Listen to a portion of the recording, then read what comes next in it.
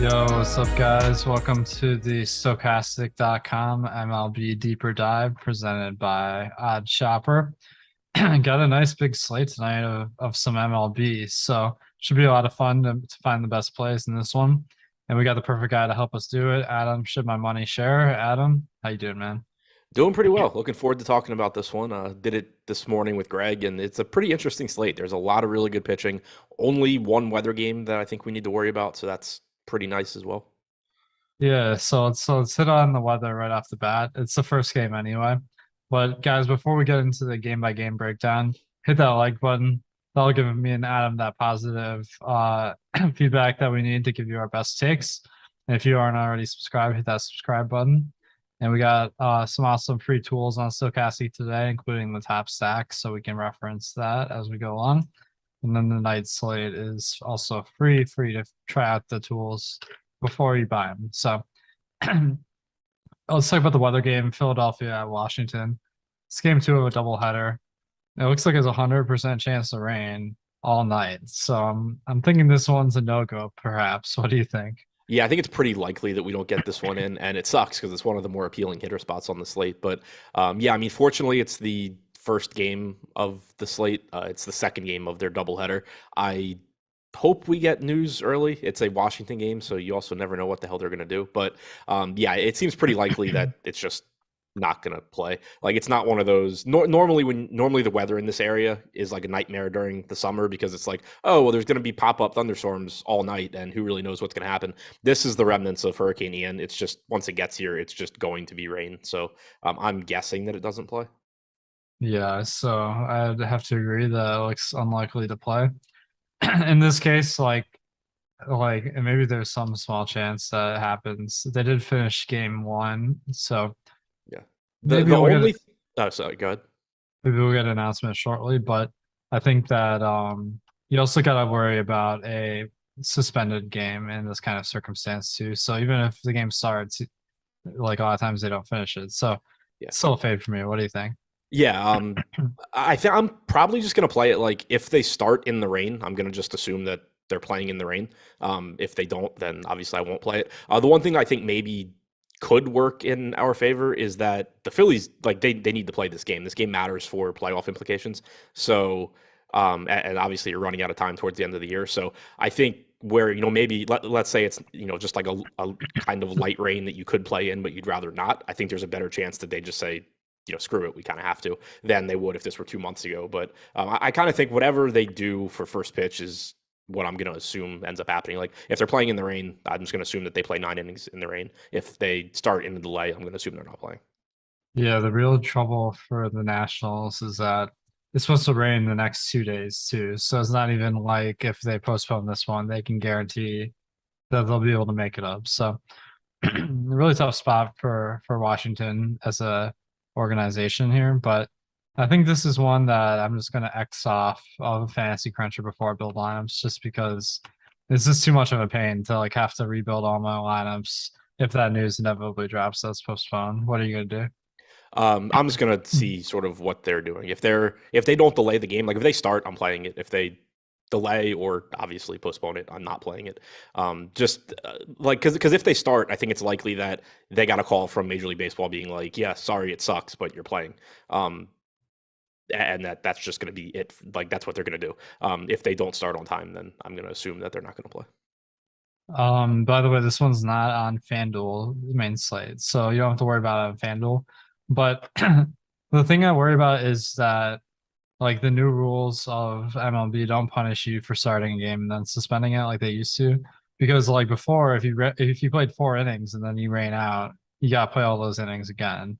Now there's no penalty basically, except that the starting pitchers are used up. So Yeah. I kind of My thinking on it is that I think, and I could be wrong, but I think it's kind of just supposed to be like a steady rain. I don't think it's supposed to get progressively worse. So that's why I think if they start, they're probably just playing. I don't think that it's likely that you get to a point where it's just like, oh, well, it was light enough for us to play and now it's absolutely pouring. I think it's likely that it's just raining and it's miserable. And if they're willing to start in it, they probably just play 9 innings. okay, cool. So if this game does take place, it looks like the Philadelphia stack is rating pretty high on DraftKings. What would you do? Yeah, I think they look good if the game goes.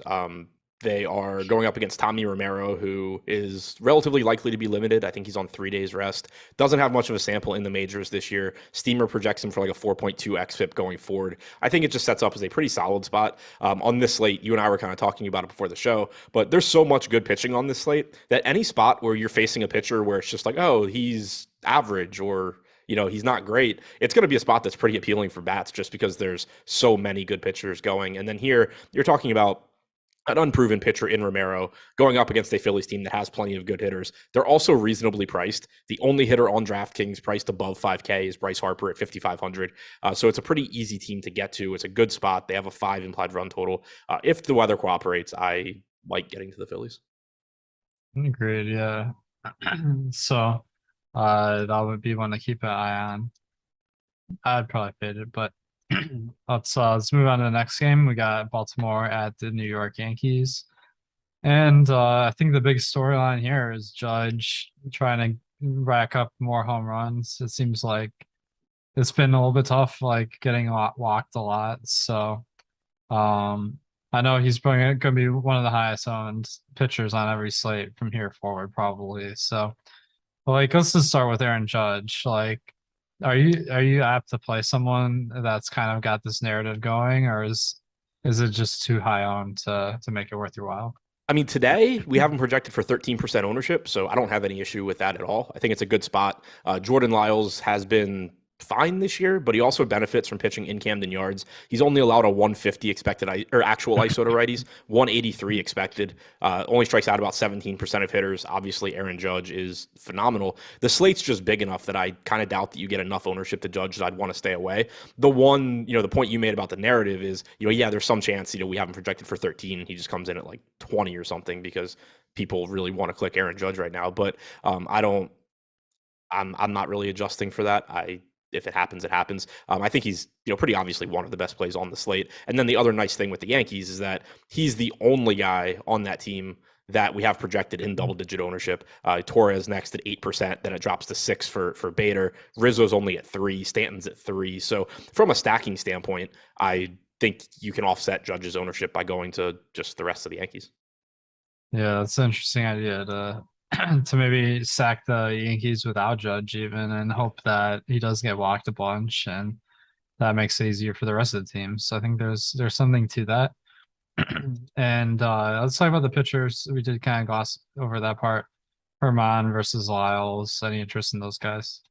No, not particularly. Domingo Herman went 5 innings last start through like 66 pitches. I think it's likely that you're getting, 70s from him. But on this slate, there's just so much pitching that I don't really want to get to him. It's also not a great matchup against the Orioles. They are running a pretty solid lineup out there. Again, we saw that really watered down lineup against Hill, the left-handed pitcher for Boston. But against righties, you don't have any of those same sort of platoon issues that the Orioles run into. So you have Mullins in this lineup. You have Rutschman. You have Santander all from the left side. Gunnar, Henderson, Vavra, Stowers, more left-handed power going up against Herman in Yankee Stadium. 152 expected ISO to lefties for him this year, 147 to righties. Much better strikeout percentage against righties, 23.7% there against 12% to lefties. But really just the combination of the fact that I doubt he's going super deep into this game and the fact that there's just a million really good pitchers on this slate makes it tough for me to want to get there. And then I'm certainly not getting to Jordan Lyles against the Yankees.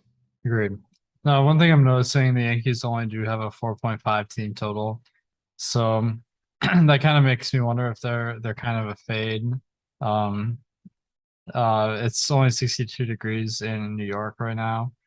How do the Yankees stack up as far as your favorite stacks today? At current ownership, I really like them. We have them getting less than 5% aggregate ownership. I mentioned it when we talked about Judge.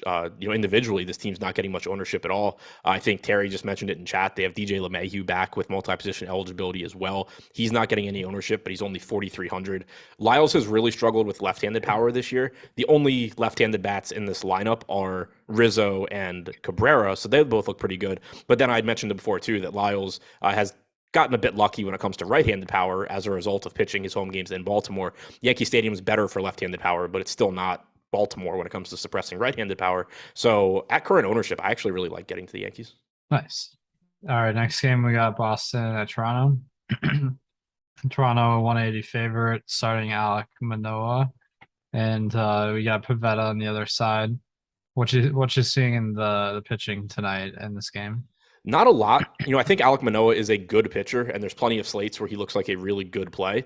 Today, though, I think he's kind of just limited to that type of pitcher where if you have a lineup where you have a bunch of popular plays, maybe let's say the Phillies game goes off, and so you stack the Phillies, you have Aaron Judge, like you have all these popular hitters, then Alek Manoah makes some sense just because he's not going to get ownership here, and he's talented enough to give you a big game. But there's enough good pitching on this slate, and it's spread out in terms of ownership outside of a couple of guys that in most lineups, I'm just going to end up getting to enough contrarian bats that I don't really need to go to Manoah in a tough matchup against the Red Sox. He's a good real life pitcher, but he does only have a 23% strikeout percentage this year, so he's not a great DFS pitcher when it comes to strikeouts.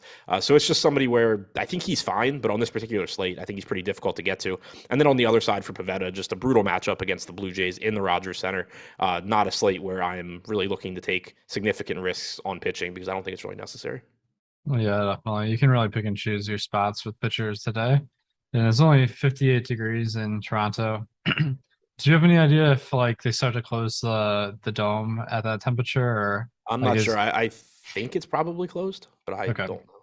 So that's always a negative for hitters. So um Manoa, yeah, I agree. I think on a normal slate he'd be pretty appealing today. It doesn't really stand out because of that lack of strikeouts. Now, as far as bats, Boston only has a 3.7 team total, and then the Blue Jays have 4.8 team total on the other side. So, what are you seeing here? So the Red Sox, I think, are pretty tough to get to. I mean, it's a good park and all of that, but I don't like the matchup against Manoah all that much. On the other side, though, I do really like the Blue Jays. Their ownership certainly could come up if we get that Philadelphia game postponed. That's something that you're going to have to pay a lot of attention to because Philly does lead the slate in projected ownership right now, and you probably would see some of that coming into teams like the Blue Jays and the Yankees. But the way things look right now, only 5% aggregate ownership going to Toronto. They have about a 7% chance of being the top scoring stack. George Springer leads the way at 8% owned. Bichette's in that same range. So it's just another really low owned stack against a pitcher in Pavetta that is fine. He struck out 23% of hitters this year, has about a 4.2 xFIP, but he has allowed a 188 expected ISO to righties, 166 to lefties, and you just have a ton of right-handed power in this lineup at modest ownership. So if the ownership holds where it is, I like getting to the Blue Jays quite a bit.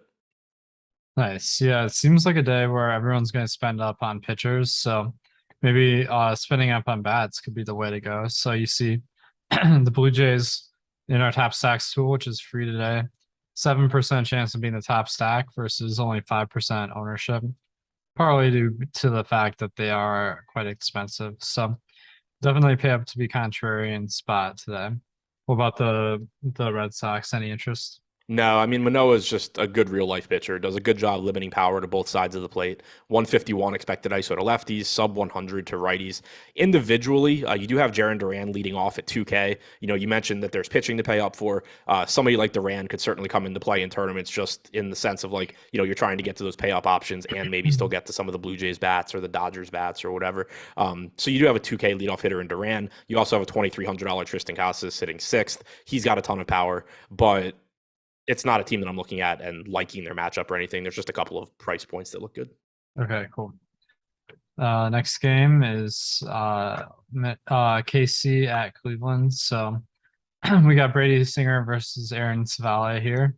And this one, very low over under 7 for two pitchers that, pretty good, but not like exactly all stars. But only 63 degrees in Cleveland today. So it starts with that probably. And then Savali at 7,700, Singer at 8,200. Neither like drawing a ton of ownership today. So what do you see? Yeah, I kind of just forgot this game existed because I have respect for both pitchers, especially Brady Singer. I think he is already good and probably going to get better. He's a former first round pick, highly regarded prospect. 24% strikeout percentage this year, 3.3 xFIP, reasonably priced at 8,200, but he does have a really difficult strikeout matchup against Cleveland. And there's just so many good pitching options in the mid range and at the top today that he's another one where I think he kind of just falls down the list a bit because of who he's facing and the alternatives. So, if he lands in a tournament lineup, it's fine, here and there, but just not anything I would plan on prioritizing. And then on the other side, Aaron Savali is a pretty solid arm as well. 23% strikeout percentage, 3.8 xFIP, decent matchup against Kansas City, who only has a 3.3 implied run total, but just same sort of thing where on a lot of slates, I think he would be a really good play. Here, he just kind of looks like a guy that's going to get left behind, projected for 2% ownership, 5% chance of being a top 2 pitcher on DraftKings. Yeah, definitely. So it seems like there's a lot of pitchers that are kind of not gaining ownership because there's so many options. So how does that play into your strategy tonight? It just kind of makes it so I think that because you want to keep in mind you're talking about entire lineups, not individual players. Like if you look through the pitching ownership, there's plenty of spots that you can point to where it's just like, oh, this is like mathematically a good play ownership wise. For example, Logan Gilbert, 8,400, getting 22% ownership. Brady Singer for 200 less, getting 1%. Logan Gilbert certainly is not 22 times more likely to succeed than Brady Singer, but because you're talking about individual lineups, in most lineups, if you're in that price range, you're just going to have a bunch of low-owned hitters, and then you're going to throw Logan Gilbert in because he projects as the best guy in that range. But it does make it so like you can get to popular bats if you want to, because you can get like if you want to go to popular bats, you can just get to contrarian pitchers without sacrificing a ton in the way of projection, which is nice. And that's where guys like Singer I think come in. If you just really want to play, again I'll use the Philadelphia example with an Aaron Judge one-off or something. You're using like 6 roster spots on popular bats. Then maybe you want to just say, all right, like I'm going to go Brady Singer here and hopefully he beats Logan Gilbert. But realistically, like when you talk exposures across 150 lineups, there's just not going to be that many lineups where you just start having a ton of Brady Singer. Agreed. Yeah, it seems like a good option individually, but I think you're right. It's like we gotta think from a more holistic standpoint and like getting the edge through rostering contrarian pitchers is not it's not like the easiest way to win in MLB DFS, to be honest. So I usually like, try to go more contrarian at stack. All right, so we got a great just question. more volatility there. Yeah. Got a great question from Robert Pena in the chat. He said he uses a compare tool, which is free for single entry. Darvish and Cobb versus Joe Ryan and Max Fried. Essentially a 50-50 with the same projection. So like what this is referring to is on our player compare tool, it tells you the odds that each side will beat the other. So like my question for you, okay, do you have a preference between Darvish Cobb and Ryan Fried? Or like one of the things I'm noticing is that the 3 most popular plays, DeGrom, Burns, and Gilbert, he doesn't have any of them. So it's pretty contrary in that pitcher. I don't know. What are your general thoughts? Yeah, my thoughts were kind of that I don't think, I mean, realistically, and it sounds like such a cop out answer, but I don't really think it matters which side you choose. Like they Okay. project about the same, like you said, their ownership is about the same. That was the first thing I looked at because just looking at the names, I like all 4 pitchers to some degree. Like I don't think they're the best pitching plays on the slate, but all 4 are certainly good enough where they're fine plays. Like I wouldn't tell you not to play any of them. So then the next thing you look at is ownership, and Ryan and Fried are projected for I think like 18% total ownership, and the other 2 are projected for like 16%. So like you said, everybody's playing Burns or DeGrom or Gilbert basically. Like there's just gonna be such a low percentage of lineups that have neither one of DeGrom or Burns that if you don't have either of them, you kind of can just do whatever you want at pitcher or throughout the rest of your lineup too, I think. So here it's really just like I said, it sounds like a cop out, but like I think these are just like the same pairings Yeah. basically. I mean, like it's to the point where like either option is like pretty contrary in a pitcher. So Yeah, like I do it in a lineup that's like kind of chalky with bats, I think. yeah, like I was gonna say that I would, I guess, lean Darvish Cobb because neither of them are facing the Mets, but at the same time, none of them are facing the Tigers. So, Joe Ryan kind of balances out the other side of that. Yeah, definitely. So make sure to check that out. Um, all right. So back to KC Cleveland. We don't love the pitchers, although they're interesting contrarian options. What about the bats? I mean, it seems like the over under of 7. This might be like a game where we're not really targeting anything. What do you think? Yeah, it's tough for me to like a lot. I will point out So Brady Singer this year has some really weird splits. He's only struck out 20% of righties compared to 29% of lefties, but he's allowed no power to righties. Sub 100 actual ISO, sub 100 expected ISO, whereas lefties have gotten to him for a 170 ISO and a 202 expected ISO. So against a Cleveland team that is difficult to strike out, it does seem like, he does give up some hard contact in that split. Jose Ramirez would be somebody that I think you can single out. The problem is he's 6,100 though, and I'm not going out of my way to pay for him against Singer. On the other side, I think anybody that watches these shows knows that I have a Kansas City problem. I don't think I'll get to them a lot today. I can't rule it out completely because I seemingly always do. But a couple of things have happened there that make them a little bit less appealing. One, Bobby Witt went from being shortstop third base to just shortstop, and he's 6K. Vinny Pasquantino went from like low to mid 2K range to 3,500. I still think that's a perfectly reasonable price tag, but it's closer to correct. So I kind of just don't think I'm getting to either offense here. Yeah, I don't see it. And it's today 14 games. Like I think that on a slate this big at 13, if you're not expecting Philadelphia Washington to play, like it just makes it so a lot of teams are unplayable in my opinion because it's just like so many. Well, with so many teams, like one of the better offenses is probably gonna hit something. So on the top, like really big slates, I'm a little bit less likely to play those sleeper stacks. So of course it's anyone's game in baseball. That's why the top stacks is pretty interesting, where it's like even these long shot teams do have, the lowest percent of being top stack today is about 1%. So still significant when you're playing in a field of, let's see, the GPP on TK is 13K entries. So it's always a interesting strategic decision. All right, guys. So we have a new feature on Odd Shopper right now. It's the Odd Shopper Premium Insider Access. So if you go over to oddshopper.com, we got packages for 6 of our experts, and you can get the first week completely free. You'll be able to access our Discord with each personality and ask them all your betting questions, talk about bets, and get some good ones from them. So make sure to try out the insider access on Odd Shopper for free for a week. All right. Next game, we got Minnesota at Detroit. And let's see. 7 over under. Minnesota's favored by 145. So on a normal slate, I'd say that 4.2 team total for Minnesota doesn't look great, but they are drawing significant ownership tonight at 11% on DK, 13% on FanDuel. So why are the Twins so popular here? So for one, I'm kind of surprised how low the implied run total is. I guess it's just because it's like 60 degrees in Detroit, but I think they're a really easy team to get to. And it is a good spot. Tyler Alexander as a starter this year has only struck out like 13.5% of hitters. He has an xFIP approaching 5. He gives up plenty of power. And then when you look at the Twins lineup, it's not as dangerous now that you don't have Byron Buxton in there, but it's really inexpensive and still has some power. You have Jose Miranda leading off at 3,500.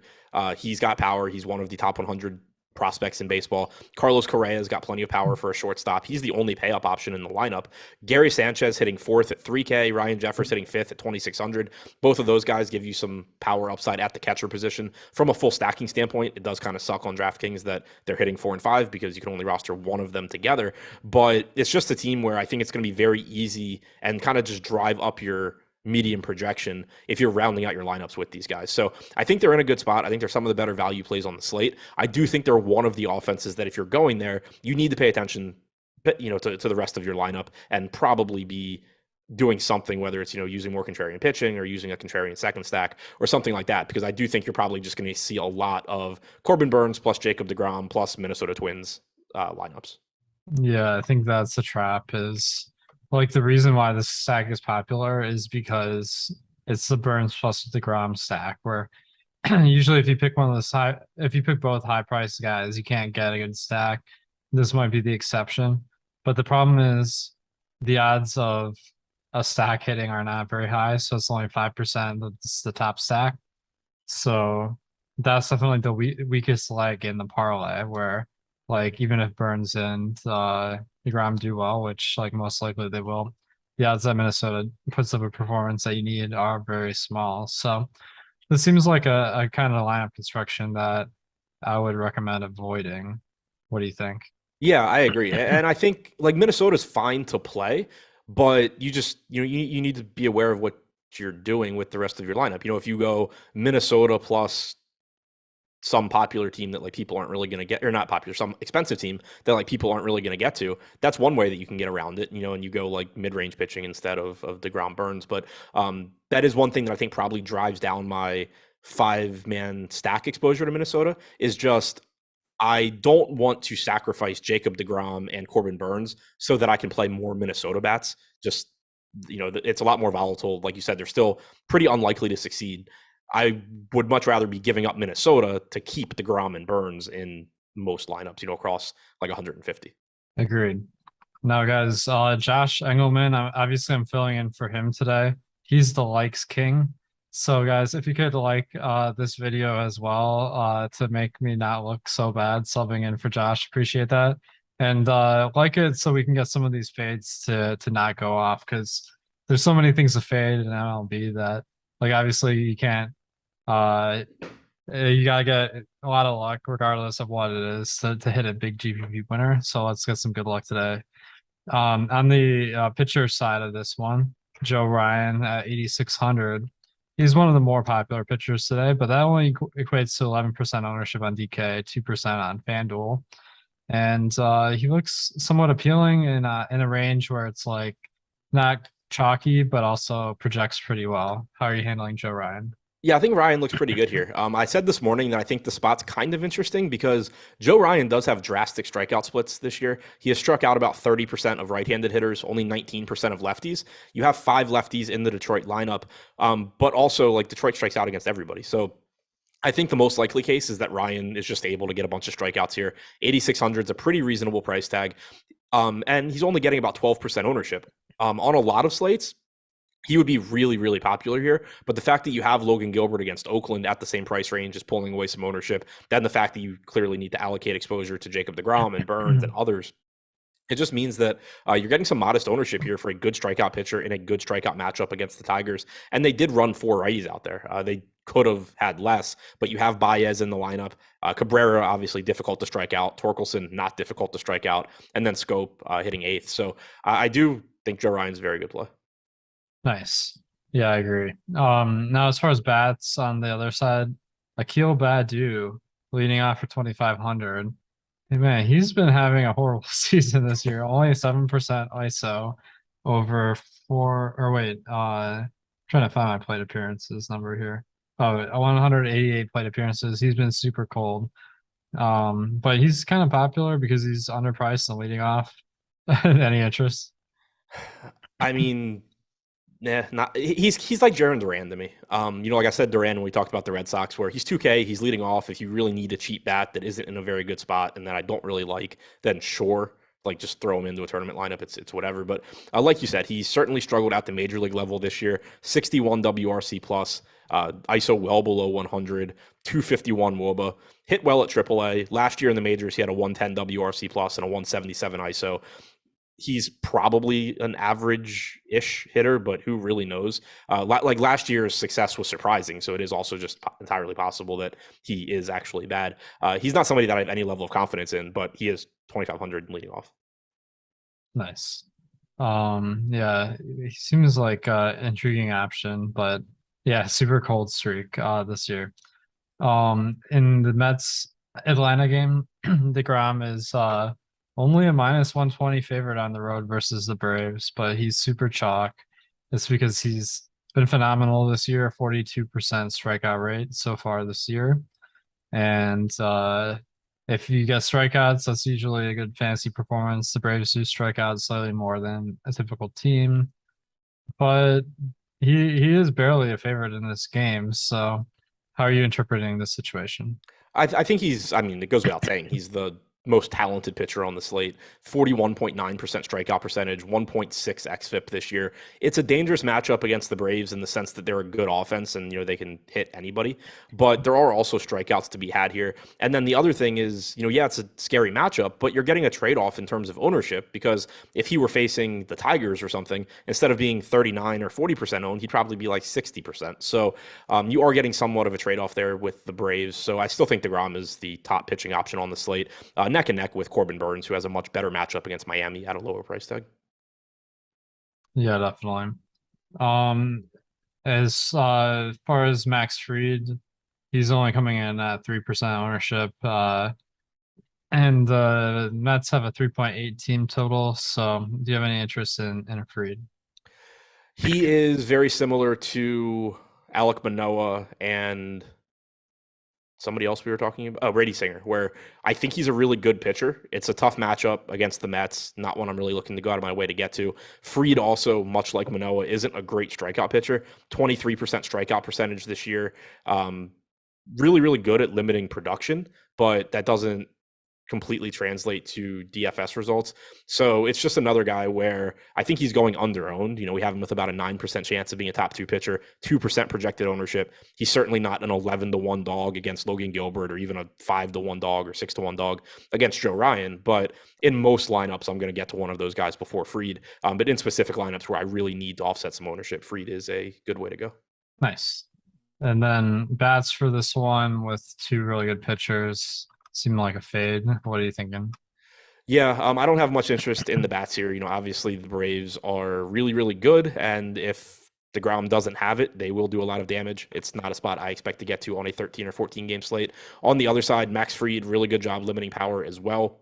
It is a good Mets lineup. They do have a 2K catcher who is one of the top hitting prospects in baseball, Francisco Alvarez. Once again, DraftKings just gives no regard to prospect status when these guys get called up. Just throw them at the minimum salary and assume that they're horrible. This guy is not horrible. If you want a punt catcher, normally you have to do it with a guy that can't hit. This guy can hit, so there is that. But it is a really tough spot for him against Fried. Yeah, definitely. He seems definitely underpriced at 2K. Hits for power, so I kind of like that. All right. We got a super chat. Eric Traub hit that like button for the boss man who needs Josh. Appreciate the shout out and thanks for the super chat. And yeah, Josh, it's always tough to make up for those likes. So I appreciate all the help with that. It's not difficult to make up for any of the content he provides, but it is difficult to make up for the likes.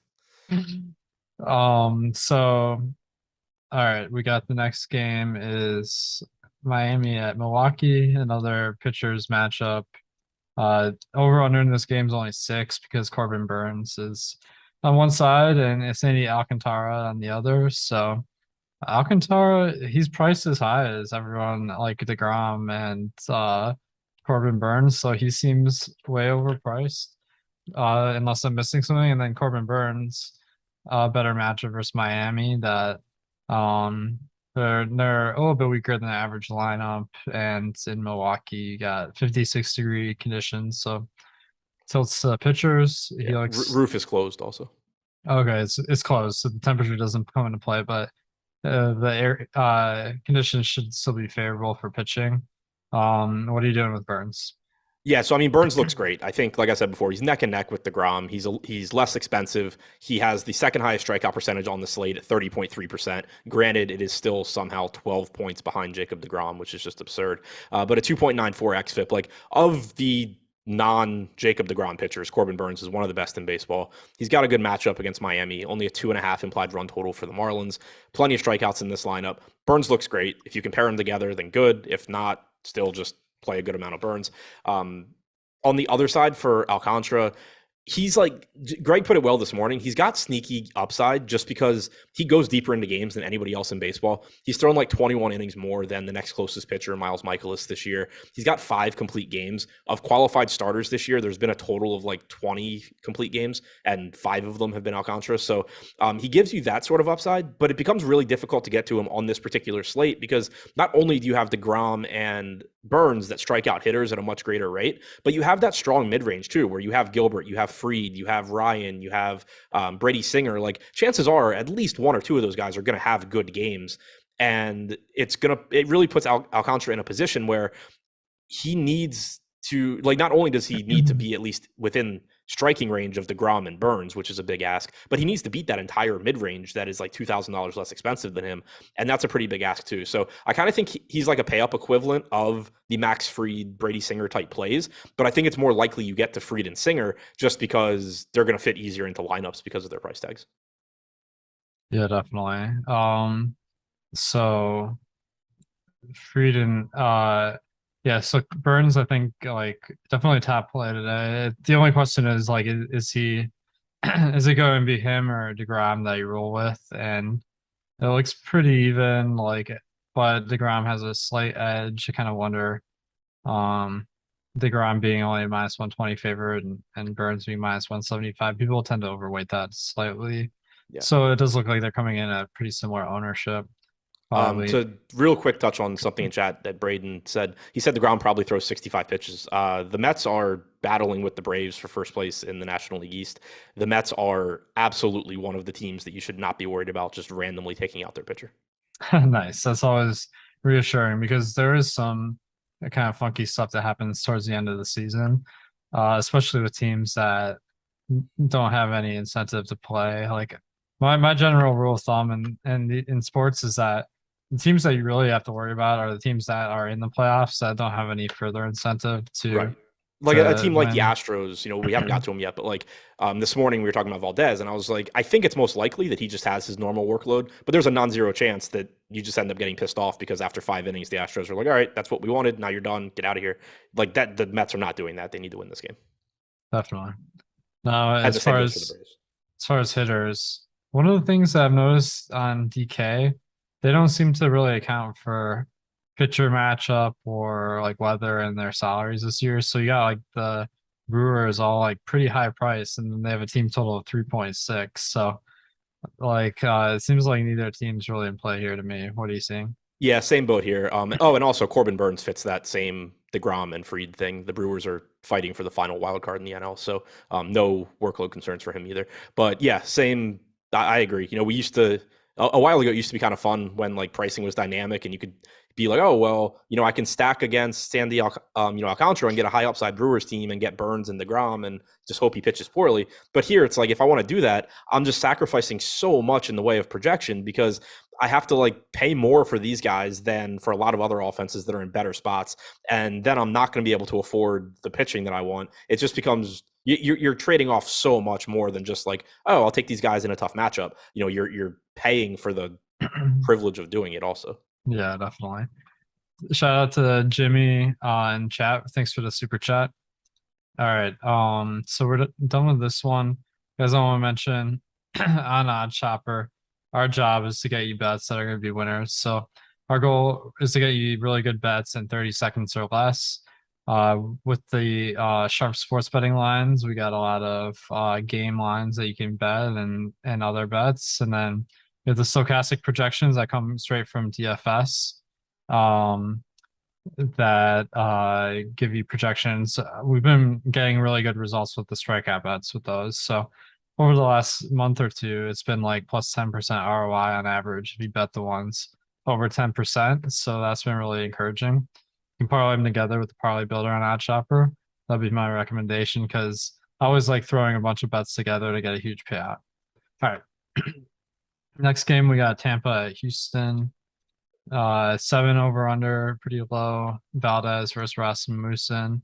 Now, Valdez projects well, but he's like super expensive today. So is that just pricing you out? Yeah, I think it's really similar to Alcantara. Valdez actually is second in baseball in complete games this year. So another guy where he doesn't strike out a lot of hitters, 23.3% strikeout percentage, but he just goes so deep into games that he gives you DFS upside. Here, though, it's tough when DeGrom goes deep in the games too. So does Corbin Burns, and they just strike out a lot more hitters than Framber Valdez does. Also, as I just alluded to, the Astros aren't playing for anything. So while I think the most likely outcome is that you get a typical Framber Valdez start, there's at least a non-zero chance that you just kind of get screwed over by a managerial decision that you don't see coming. So that at least adds a little bit of risk here that just does not exist when you talk about Burns or DeGrom or even Alcantara because he's going for the Cy Young, and I don't think Miami's going to just yank him out of a game. So he's really similar overall to Alcantara, where like he certainly can have a big game, and if everything breaks right, he could just be the highest scoring pay up guy. But in terms of like probability of it happening, I think one, he's not on the same playing field as DeGrom and Burns, and then two, if you're not going to them, I'm going to prefer probably going more to mid-range pitching and getting different roster construction, getting access to bats that the DeGrom and Burns teams don't have, as opposed to saying like, oh well, I hope today's the day that Framber Valdez beats Jacob DeGrom. Yeah, definitely. So I think with Houston kind of not having a ton of incentive, you kind of talked me off of the idea of playing him at all. But um, it does look like okay. So there's 6 more days of the regular season. Um, I mean, 5 more days after today. So it does make it a little bit awkward to imagine how they're going to potentially get. Wait, is Houston going to play in the wild card games? They probably No, won't, right? Houston won the division. They're up by Okay. like 16 and a half games. So then the next that actually works out pretty well. That if they start him next game, then he'd be fresh for the playoffs that start on the 11th. So all right. So as far as bats in this game, what are you thinking? Not a lot. I don't want to go to Tampa Bay against Valdez. He's just so good at keeping the ball on the ground and not giving up power. I don't really see much of anything. And then also, like you were just saying, Tampa Bay has been cheap for a while. Somehow now we have them priced up against Framber Valdez. I have no idea how that happens, but Rosarena is 5,800, Franco's 5K. Just a pretty easy pass there, I think. And then on the other side, the Astros do have the talent where at low ownership, we have them at 1.5% ownership right now. There is at least some merit to considering them in tournaments. You have a really good offense, but Rasmussen is a good pitcher, and this is an expensive team, at least the guys that you would want to get to. Altuve, Bregman, Alvarez, Tucker, 1 through 4. The only one of those 4 sub 5K is Bregman at 4,700. The bottom of the order, you can offset salary a bit, but they're just not the same level of hitters. So I think they're kind of reasonable in tournaments, just saying, they're really good and nobody else is going to play them. But I think they're really difficult to get to, and I probably won't have too much personally. Yeah, I don't really see it in this one. Just over under 7. I guess Tampa is super contrarian if you wanted to, but I'm just crossing off a lot of teams today, and I don't know how many are going to be left, to be honest. But like we got to work with what we got here. So Houston, they're kind of towards the bottom of the stack score. Tampa's even lower. So I'm not seeing a ton here as far as DFS plays. Next game, Pittsburgh at St. Louis, a 7.5 over under. St. Louis, starting Jack Flaherty, and he looks like he's got a great projection for his salary. So I'm kind of interested on DraftKings and FanDuel. Looks like he's coming in at moderate ownership. What are you seeing with Flaherty? Yeah, I'm interested too, because I have absolutely no idea what to make of him. If he is the pitcher that he has been so far this year, he's overpriced at 7,400. Like he's been just flat out bad across the board. 18.7% strikeout percentage, 14.4% walk percentage, 5.29 xFIP. But he has dealt with injuries. He's missed a lot of the season. He's coming off of a good start against San Diego, which not that I care what pitchers did in their last start, but it makes me feel a little bit better. Like, all right, cool. Maybe he was just rusty. He's coming off of a good start now. This guy's got a very long track record of being a good starting pitcher. He's got a very good matchup against the Pirates. I think the ownership is about where it should be given the quality of pitching on this slate and the fact that we just really have no idea what we're going to get from him. If you made him 7,400 against the Pirates and he was just pitching like he has the rest of his career, he would be one of the most popular pitchers on this slate. So now you're getting a little bit of an ownership discount for the fact that there is uncertainty there, but he is still relatively popular. So, I think just in terms of where I would go first, ownership agnostic. Like I'm playing Flaherty before I'm playing Alex Cobb. I'm playing him before I'm playing Aaron Savali. I would say he's my favorite sub 8K guy if we're just ignoring ownership. Nice. Yeah, he looks pretty fantastic. And in the right lineup, if you can figure out how to use all that money at bats, that looks like it could be a pretty killer lineup. So I'm definitely gonna look into some lineups that look like that. As far as bats in this one, Pittsburgh only has a 3.4 team total, while St. Louis is at 4.4. So Cardinals bats look somewhat appealing. It's just interesting because Goldschmidt and Arenado are both coming on in a significantly negative values, while uh, there are some positive value players on the team like Pujols, Yepez, and Nootbaar. So, how do you feel about the Cardinals stack? I think they're one of the teams where I'm interested just because they're not facing a proven bona fide ace, and that is just enough to make you interesting on this slate. Plus, they do have plenty of talent in their lineup. Oviedo's had success this year in a limited sample, but he's facing the Cardinals. He has a 4.48 xFIP, but he struck out 24% of hitters.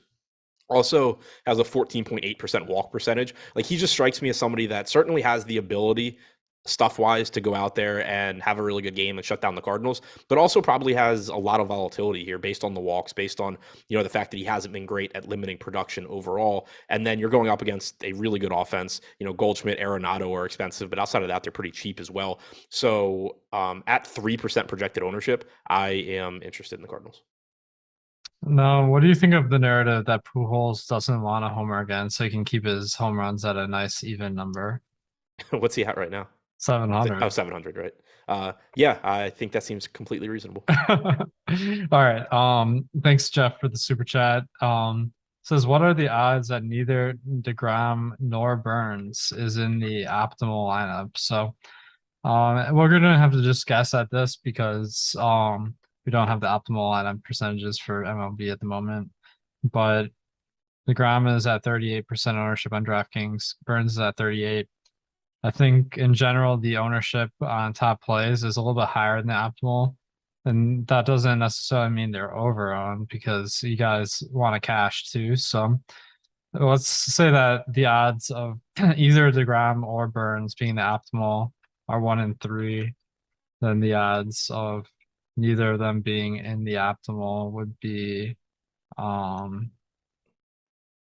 let's see, I'm getting I typed this in wrong. It's 2/3 squared, so 4 out of 9, so just under 50% would be the chance that neither Burns nor DeGrom are in the optimal. But you don't really need the optimal to win necessarily now. What's your take?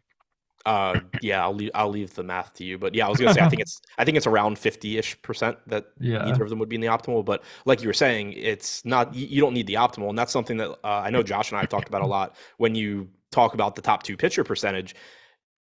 Because nobody is making the optimal lineup in MLB, it doesn't mean that if they're not a top 2 pitcher, you can't win with them. Like if Jacob deGrom's the 3rd highest scoring pitcher on the slate, or even the 4th highest scoring pitcher on the slate, you've still got a very good chance to win with him, especially if like the highest scoring pitcher is one of these like 1% owned guys that nobody played, and there's just not that many lineups that have them. So it's, just the top 2 percentage is getting you around 50% or whatever, but then there's still going to be a lot of times where they're 3rd, 4th, 5th, and close enough where you still can win with them. Yeah, I guess the top 2% is the closest we got. So that'd be, I'm overestimating a little bit. So it's 3 out of 4 squared. So that'd be 9 out of 16, still around 50%. But like more often than not, the top scoring pitchers are in the top optimal lineup because the bats, there are just too many cheap bats that can hit homers that, like, the problem is the optimal lineup is just totally unfeasible to build in MLB because there's just too many players. So that's why we focus on correlations instead of trying to get the optimal. So my bottom line is DeGrom and Burns. I'm definitely gonna play them like a fair amount because like they improve your odds of cashing and you can make up the odds of getting the outright winner in other spots. All right, Texas at LA. We got 8 over under, one of the higher on the slate at 8. It feels like that's kind of wild. This is actually the highest over under on today's games, 8. That's insane. That, like, it's weird because 8, I feel like that's the average over under over the course of the MLB season. Yeah, So lots of good pitching, lots of cold weather. that is wild. 70 degrees in Texas. So beautiful weather. Glenn Otto versus Reed Detmers. It looks like Reed Detmers actually projects fairly well because Texas does strike out quite a bit. Do you have any interest? Not a ton, not on this particular slate. You can certainly throw him into that mix of guys that are good enough pitchers to play, but like he's getting 9% ownership. Cobb's getting 6. I don't really think there's much of a difference between those guys. Certainly think if you're just, if ownership ends up not really mattering in your particular lineup, that I would go Flaherty first out of that group. But yeah, he's just another guy that, he's a highly regarded pitching prospect. He's decent overall, has about a 22% strikeout percentage, 4.3 xFIP this year. It is a favorable park for hitters. It is decent weather, like you said. Yeah, he's just sort of another mid-range guy that if you're playing 150 lineups, I think you probably get some of. If I'm playing like one lineup, I really would be surprised if I got there. Oh yeah, sorry. I said it was in Texas. This game is in LA. So 70 degrees in LA today. Yeah, I think Detmers is kind of interesting. He's got moderate ownership, and the projection, the value is very good on DraftKings and even better on FanDuel. So I'll probably throw him in a few lineups. As far as bats, the Texas side, they have a four-team total, actually drawing quite a bit of ownership for only having a 4% chance of being the top stack. So it seems like these cheap teams that have halfway decent team totals are getting a lot of ownership. To me, that suggests maybe fade. What do you think? Yeah, like I'm interested in both offenses because it is favorable hitting conditions. The Angels have a very good matchup against Glen Otto, but they are one of the higher owned teams. The one thing with the Angels, they're kind of like the Yankees, where the guys getting the most ownership are Otani and Trout, who clearly I'm willing to play against anybody. And it's still modest with it being a bigger slate too. Otani's at 14%, Trout's at 11. You have Taylor Ward at 11 as well. We do not have an Angels lineup yet. If Logan O'Hoppe is in there, it's another $2,100 catcher that has at least shown signs of being able to hit in the minor leagues. He's the Angels' current top prospect. Got him in the Brandon Marsh trade from the Phillies.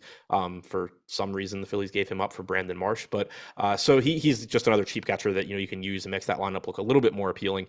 But yeah, there is ownership coming in here. I do think Otto's one of the weaker pitchers on the slate, but it's still also just a really big slate with a lot of offenses, and I think I prefer to get to some of the lower owned ones. Nice. Yeah. And That then the makes a same lot of goes for sense. Texas. Like Detmers is, a solid enough pitcher. I am interested to see what the Texas lineup looks like. Seager's been banged up. If he's in the lineup, then obviously he gets better. But Josh Jung's mispriced to 2,600. Garcia, Semien, those guys look fine. But with ownership coming in how it is, I don't really mind just pivoting to some other spots. Yeah, definitely. Now, Trout, Otani, they look like two of the highest projected bats on the slate. Are you going to be taking some shots on those guys? I hope so. I mean, like I don't have any issue with their individual ownership. 14% to Otani, 11 to Trout. I think it might get kind of difficult if you're going like Otani, Trout, Ward, all at double digit ownership. I mentioned O'Hoppe, he's at 7%, Renjifo's at 6. Like if you're doing that and then going, it's kind of like Minnesota. Like if you're doing that and then you're going to Grom Burns, you're kind of going to be overlapping with a lot of lineups, probably more than I would really want to. But if you're stacking, I don't know, the Cardinals, who we had projected for like 3% ownership, and you can find a way to mix in like a Trout or an Otani, there's no reason not to do that. Nice. Um, okay, so next game we got Chicago White Sox at San Diego. 7.5 over under. And San Diego is significantly favored. They're starting Yu Darvish, who on a normal slate would look pretty good, but the projection to price is nowhere near the ratio of DeGrom and Burns. So in general, like that's a fade. Like to me, what do you think? Yeah, I mean, I think that the ownership is coming in around where it should be at 16%, but the fact that he's getting that ownership makes me think it's more likely that I just push more DeGrom and more Burns, unless their ownership goes up between now and lock. But right now, if you're going to get like 35 to 40% on those two, and you're going to get 15 to 20 on Darvish in a pretty mediocre matchup against the White Sox, not a great offense, but not the easiest strikeout spot. And Darvish is very good, but you're talking about a 26% strikeout percentage for him compared to 30% in a better matchup for Burns and compared to 42% for DeGrom. I don't really think they're that comparable in terms of projection. Like you said, we have Darvish like 4.5 DraftKings points behind Burns. We have him like 6 behind DeGrom. So I think Darvish is fine. I think that his ownership's around where it should be, but I think it's also likely that the way things look right now, I just get more of those top two guys. Nice. Um, as far as the other side, Davis Martin, I honestly have barely heard of this guy, but he's pitched 56 innings in 2022. But that makes the Padres look somewhat appealing at 5% chance of being the top stack. A little bit pricier, so it makes it hard to get the ace pitchers and the San Diego stack, but certainly good options in their own right. How are you handling the Padres? Yeah, I like getting to them if you can, just because, Davis Martin is a pretty much an unknown. As a starter this year, he's only struck out 16% of hitters, 4.62 xFIP. And then for the Padres, you're getting access to Soto and Machado and Cronenworth and Drury and Bell. And one thing that's nice from a stacking standpoint is obviously Soto and Machado are relatively expensive, though they are priced down a little bit from where we've seen them at other times. But like if you go to them and then, Cronenworth and Drury are relatively expensive. But if you go Soto, Machado, Bell, Kim, Grisham or something, overall, like the aggregate salaries there isn't really much of an issue. I think you'll still be able to get to the top end pitching if you want to. So at current ownership, I do like the Padres here just because I think they're one of the more talented offenses in baseball, and they are facing an unknown pitcher in Martin. Agreed. I think that Padres look pretty good, so I definitely wouldn't mind taking some shots there. Guys, I want to mention we do have some promos going on right now to get all the stochastic tools. If you're an MLB subscriber already and you want to give NFL a try, we got a 3-day trial going on for NFL. So if you signed up today, that would get you all the way through Monday's slate. Hopefully you win some money, because I think these tools provide a ton of value, and then you can stick around. So that's really what we want to do, is help you guys win more money. So check out that 3-day NFL trial. And then we also have a $1 promo for all the Stokastic Plus NFL tools for Showdown single game if you only have time to play on the night slates. All right. And we got 3 more games left. Oakland at Seattle. Then we can circle back and give a weather update real quick before we turn it over to Live Before Lock Crew. We got Logan Gilbert versus Ken Waldachuk. And Ken Waldachuk, it looks like he's pitched 22 innings in MLB so far this season. Pretty decent prospect, it looks like. And he's only 5,800. How are you feeling about Waldachuk? Yeah, he's a highly regarded prospect. He was the key piece of the Frankie Montas deal with the Yankees. It's a relatively difficult matchup. No Julio Rodriguez for the Mariners certainly waters that lineup down a bit. No Cal Raleigh in there. You have Luis Torrens instead. It is a good pitcher's park. On some slates, I think I'd be able to make a pretty strong case for going to a $5,800 Waldachuk. On this particular slate, I think it's mostly just he's underpriced for a starting pitcher that has some semblance of talent, but he's very, very far down the list in terms of guys that I'm going to prioritize getting to. Yeah, that's fair. I think if you could come up with a lineup to spend a lot on bats, it makes sense. But I kind of wish they priced up the guys like DeGrom to like 12K or something to make it a little Yeah, interesting or to get just Waldachuk. But priced hitters like they used to, where yeah, the good hitters were actually like consistently around 6K, and weaker hitters were 3,200, 3,300 instead of 20. That's what really does it. Is there's just so many quality hitters sub 3K that most lineups you make where it would be like, oh, I'm going to pay down at SP2, I'm going to go to Waldachuk, and then you're going to actually look at your lineup and be like, oh, I can just like change this one or these 2 hitters and go from Waldachuk to Gilbert or something. yeah, definitely. And now Gilbert at 8,400 versus Oakland. Oakland, they like have a pretty young lineup right now.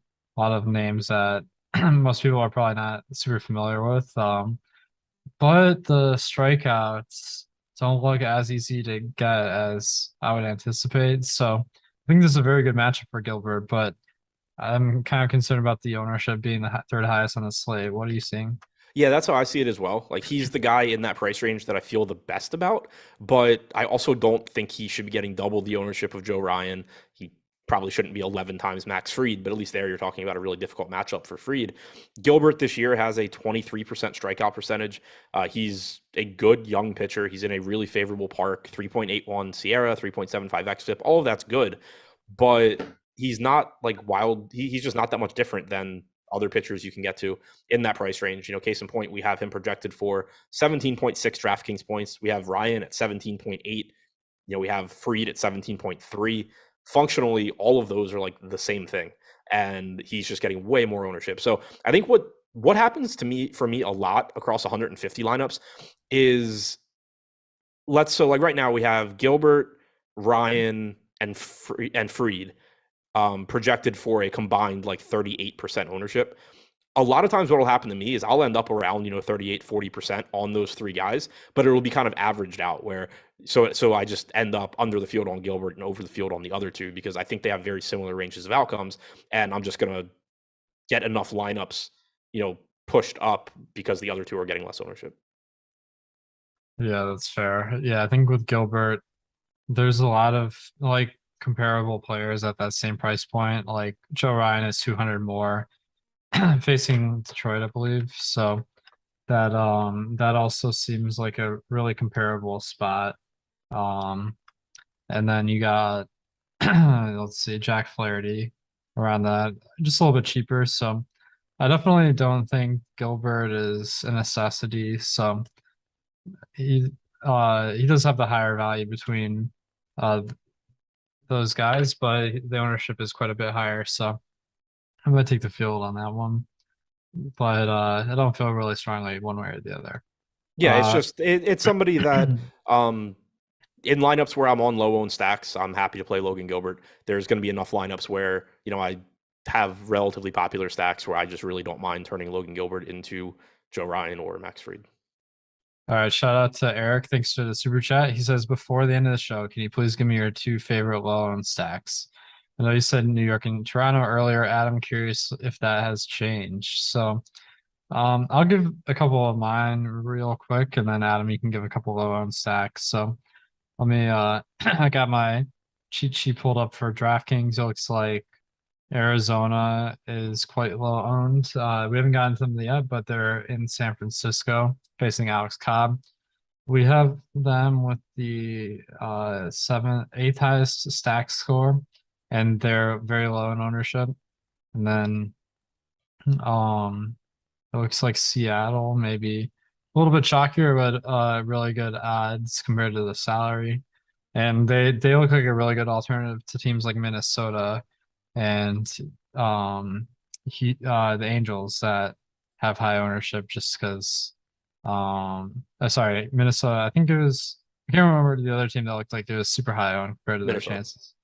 Minnesota, yeah. So I think Seattle is a pivot from those teams. So I kind of like the Seattle stack. What are your favorite low end stacks? Yeah, I was going to mention Seattle specifically as the Minnesota pivot as well. I still like the Yankees and the Blue Jays. The salary, obviously can be a little bit of a problem, but the Yankees in particular, I think it's easy enough to offset the guys that you're paying up for because most of that lineup is cheap. The Blue Jays, a little bit more difficult to do that.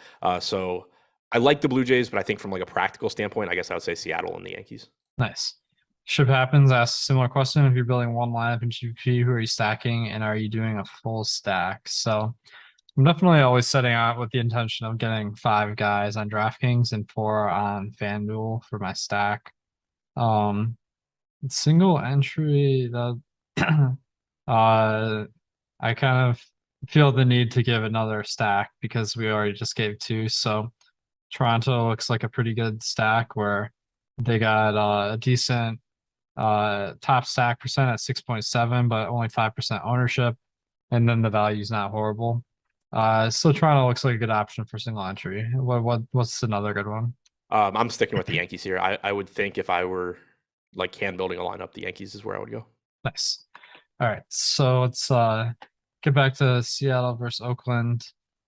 As far as bats, I think on the Seattle side, we were talking a little bit about the potential on this one. And every big guy in the lineup looks kind of playable at their salary price point. So what do you think of the Mariners today? Yeah, it's not a good park to hit in, and it is a watered down lineup. Like I was saying before, with no Rodriguez, with no Rowley, but you do get MPE here, which is nice. Dylan Moore is leading off with second base outfield. Ty France hitting second, first base, third base. So it makes stacking easier. It also makes it so if you're using them as a secondary stack, it's really easy to fit them in with whoever your primary stack is. And the pricing is affordable. The most expensive hitter on the team is Mitch Haniger at 4,500, which that's fine. He's a good hitter. Suarez has power at 4,300. France at 4,200. Everybody else is cheap. Moore's 3,100. The rest of the team is sub 3K. So it just allows you to be really flexible in what positions you're playing them at, what price tiers. Like if you need cheap guys, you can go to the Mariners. If you're fine getting mid-range guys, you can still go to the Mariners. And Waldichuk is a highly regarded pitching prospect, but we don't know what he is in the major leagues at this point. So far this year, in a limited sample, he has allowed a 246 expected ISO to right-handed hitters. So I think there's certainly upside for the Mariners. And then also from a stacking standpoint, even though he's not Cal Raleigh, you do have Torrens hitting 6th at 2,200. It's always nice when you can take care of the catcher position as part of your stack instead of having to get a one-off. Definitely. I think the thing about Seattle that I really like is like a lot of teams, like if the distribution of fantasy points is really heavily concentrated, it makes it hard to like make more combos of the stack. For Seattle, everyone's in a nice range of playable. One guy that maybe I'd like your opinion on is Jared Kelenic. He has been super, super cold at the major league level. Only a 221 on base percentage this year, but it looks like he's crushing in minor league, triple A, 261 ISO, 365 on base. Obviously, the truth lies somewhere in between there. So, what do you think of Jared Kelnick? Yeah, so I'm not sure where Seattle's AAA team is, if they're PCL or not. I assume they are since they're a West Coast team, but so I'm not sure how much to read into those AAA numbers. But kind of the way I view Kelnick right now is obviously he has had his struggles in the major leagues, but he was a very, very highly regarded prospect, one of the absolute top prospects in baseball. At worst, you're getting a $2,100 hitter that has a lot of talent and hasn't put it together and may or may not. At best, you're getting somebody that was demoted back to AAA, figured it out, and he's going to be smooth sailing going forward. At 2,100 though, just the fact that there's a lot of talent there is enough for me to want to roster him.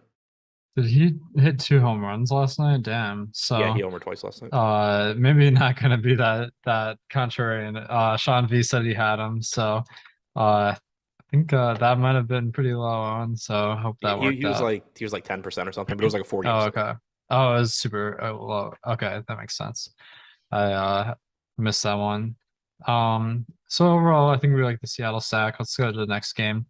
We got Colorado and LA. Colorado big underdogs at minus plus 365 and the over under 7.5. So Dodgers very high projected. The Rockies not so much. They're facing Kershaw. Kershaw it looks like an interesting alternative to some of the he's kind of in no man's land where it's priced up a tier below like DeGrom and Burns, but the projection is quite a bit lower. That's just because he doesn't get as many strikeouts as he used to. So do you think you're gonna play Kershaw? Yeah, and I like that he's at that price point because he's distanced far enough, I think, from those other two where conceivably there's just going to be a lot of lineups where it's like, all right, well, I can't quite afford Burns or DeGrom, but I can afford Kershaw because you're getting that $900 difference off of Burns and what 2,100 off of DeGrom. He has the third highest strikeout percentage on the slate at 27.5%, 2.83 xFIP. The one thing working against him is that he is on the Dodgers, so they're not playing for anything. We know Dave Roberts typically has a pretty quick hook. I'm expecting that you just kind of get 6 innings from Kershaw and then he's done. But there is, certainly the risk that Dave Roberts does what Dave Roberts does, and he doesn't get to 6 innings. But my expectation is that you're getting 90 pitches, give or take. It gets him through 6, and that he has a solid start here in a really, really good matchup against the Rockies. Nice. So he looks pretty good, and I like that it's not a one-to-one pivot with some of the other guys, Yeah. so you can spend the extra salary. I also think it's interesting that right now we have him projected for very similar ownership to Darvish. I agree that they have a similar range of outcomes, but Darvish is more expensive, and we have him projected behind behind Kershaw. And I agree with that. Like it's just a better spot for Kershaw. So that's another thing that makes me think the way things look right now that I probably just don't get a ton of Darvish because when I'm not going Burns DeGrom, I'm going to be getting more Kershaw over Darvish, I think. Yeah, definitely. I agree. Kershaw over Darvish. Now, everyone's kind of looking at the Dodgers stack. They got a really nice team total of around 5. That's the highest on the slate. And I mean, they got a killer lineup. They're facing Chad Kuhl, who by all metrics is a little bit below average. Weather not working in anyone's favor today. 68 degrees, 76% humidity, so pretty neutral. What are you doing with the Dodgers stack? I think the Dodgers look really good here. We're waiting on their lineup, obviously, and they are getting ownership.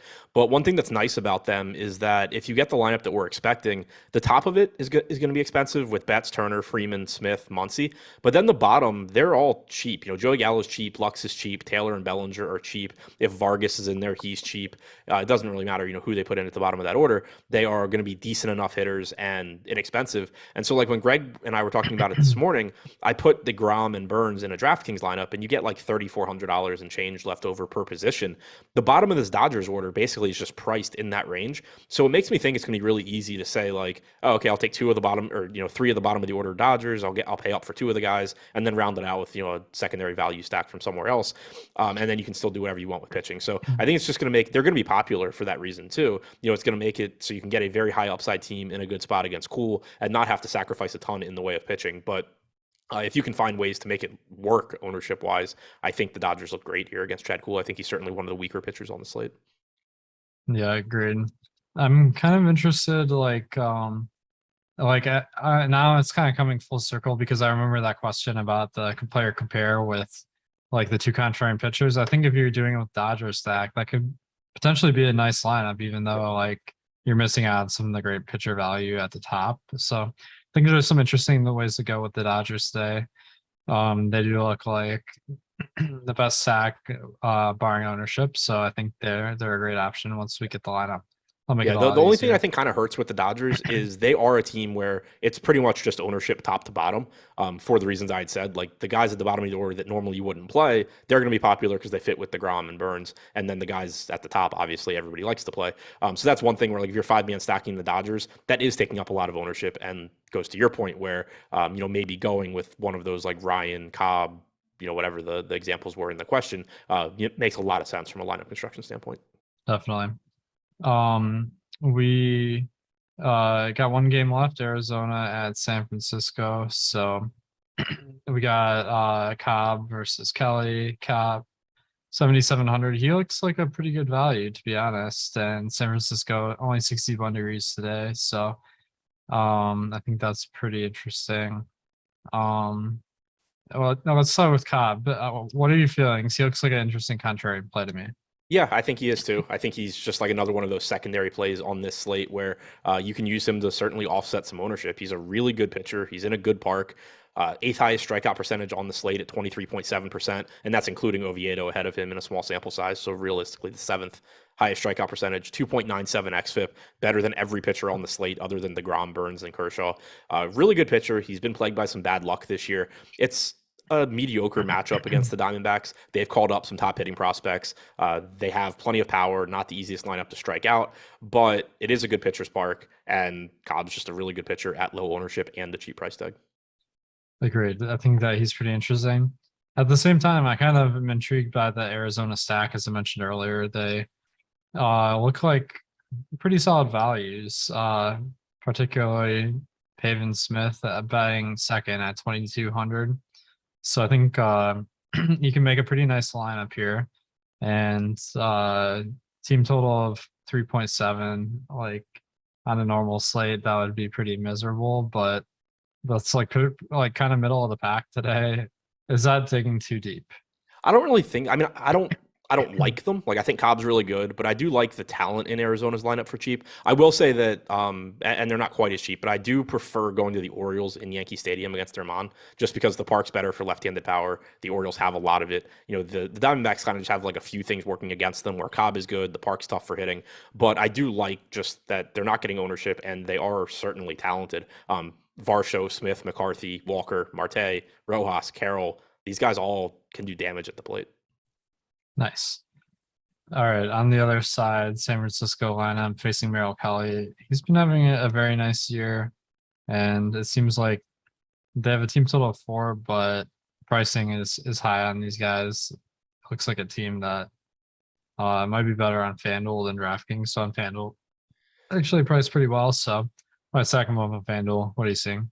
Yeah, I agree with you. One thing that stands out with Kelly is that his strikeout percentage against lefties is 7 points lower than against righties this year. He has also allowed a 185 expected ISO to lefties compared to 115 to righties. And we know the Giants are going to run left-handed bats out there. We assume they'll have Peterson, Yastrzemski, probably Crawford, Vossler will probably be in there. But it's still a park that just downplays power so much. And Kelly overall is a solid pitcher. So it's just a tough team for me to really want to get to. All right, cool. Guys, I'm not texting. I'm looking up the Washington, D.C. weather. If you guys don't have the Dark Sky app, that's a good one. But okay, so we were thinking this game is a possible rain out. Here's what it says on Dark Sky is it's going to be light rain from 7 to 8. Actually, it kind of looks like it's right on the border of light and medium. And then after 9, it gets heavier. So I still think like there's a possibility that even if this game starts, it gets suspended.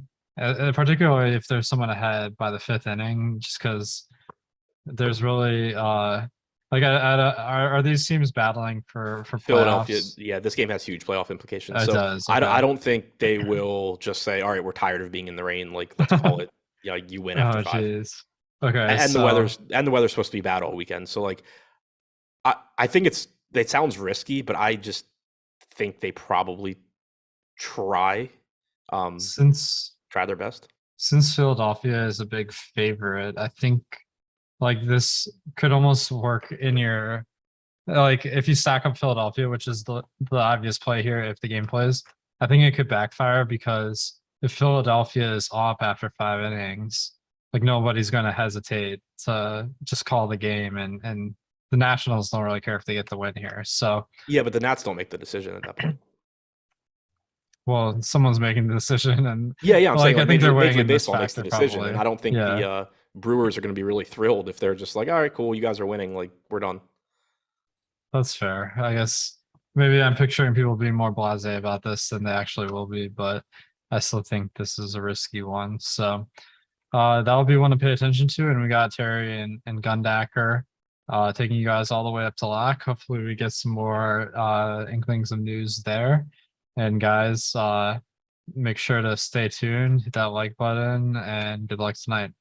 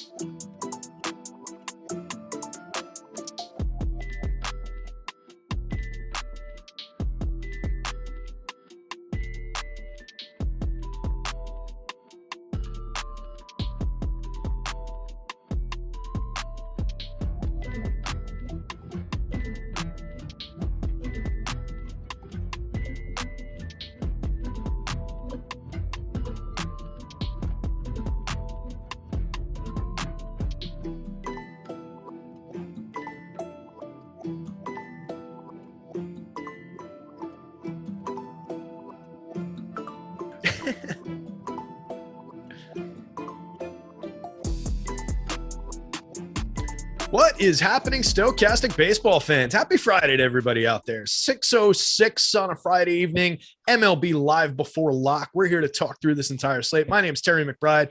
More importantly, I'm here with my pal Gundacker. He's the expert. He's going to take us through every single thing about this slate. And Gun, I think we've got an interesting one on our hands. How's your Friday going, and what do we think of this slate, man?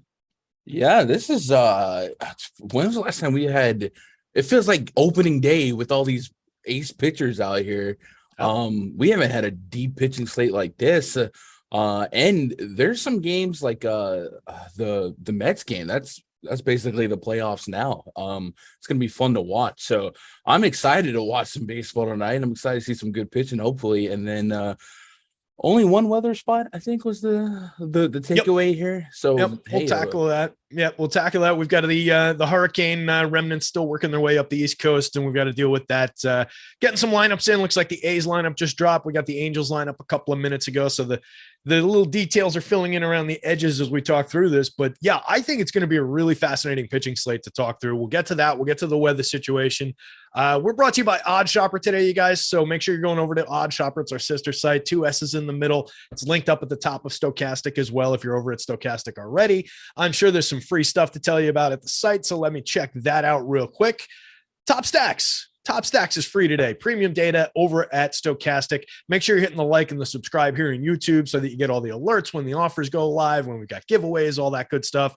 The thumbs help us out. Obviously, you guys are still playing MLB DFS. So if you're playing the night slates, those 938s, 945s, et cetera, over on DraftKings, everything at Stokastic for those slates is 100% free the rest of the year. That's all of our tools, our data, the top stacks, the top pitchers, everything for those night slates, those late night ones. There's a ton of value in those. They're usually smaller fields. There's decent prize pools. They're a little bit easier to win. Not everybody's taking them totally seriously. So it's a really good way to do it. And you can check out our tools for free for those. So we'll get into a promo code later on. MLB Live is the promo code. Get you half off your first week if you're a new subscriber. We'll talk about that in a little bit more detail. We'll bring you a little bit more about Odd Shopper. But Gun, let's talk about – all right, well, I want to talk about the pitching. I really want to dive into that. But first, let's talk real quick about the weather situation. To me, looking at that game in D.C., for one thing, it's not on the FanDuel slate, so I don't really care about it. If I was playing on DK, I think at this point I'm just taking it out of my player pool. It looks like a really bad situation. They do have to get this game in. Like the guys were talking about on the last show, there's important playoff implications. But what's just killing me about it is the consistent rain that we know isn't going anywhere because it's part of that circular system that's just going to be overhead for 10 hours or whatever. But B, there's going to be 30, 40 mile an hour wind gusts after like 8:30 p.m. That's really concerning weather-wise. So what would you be doing with that weather situation just to start us off? Or what are you doing with it? I think, and from the DraftKings perspective, using the free Top Stack tool today, Philadelphia is at the top. They have an over 10% chance to be in the top stack, assuming the game played with 12% ownership. So I would say on a Friday night with the weather concerns, if that's going to hold up and be the highest owned spot, I think I fade and hope that the field of options still gets there. Because even if it does play, you're dealing with winds blowing in at 14 miles an hour, the temps in the 60s, right? This isn't dog days of summer anymore. So I think I would just sit that one out and let the field be there at 12% if that's what they want. Yeah, like I said, I'm just glad this game's not on FanDuel. I was saying that in chat earlier today, and I'm sticking to that because I don't like tangling with weather games in DC. For one thing, it's the worst team for weather when this seems like there's a quick trigger down there every single time there's a weather situation.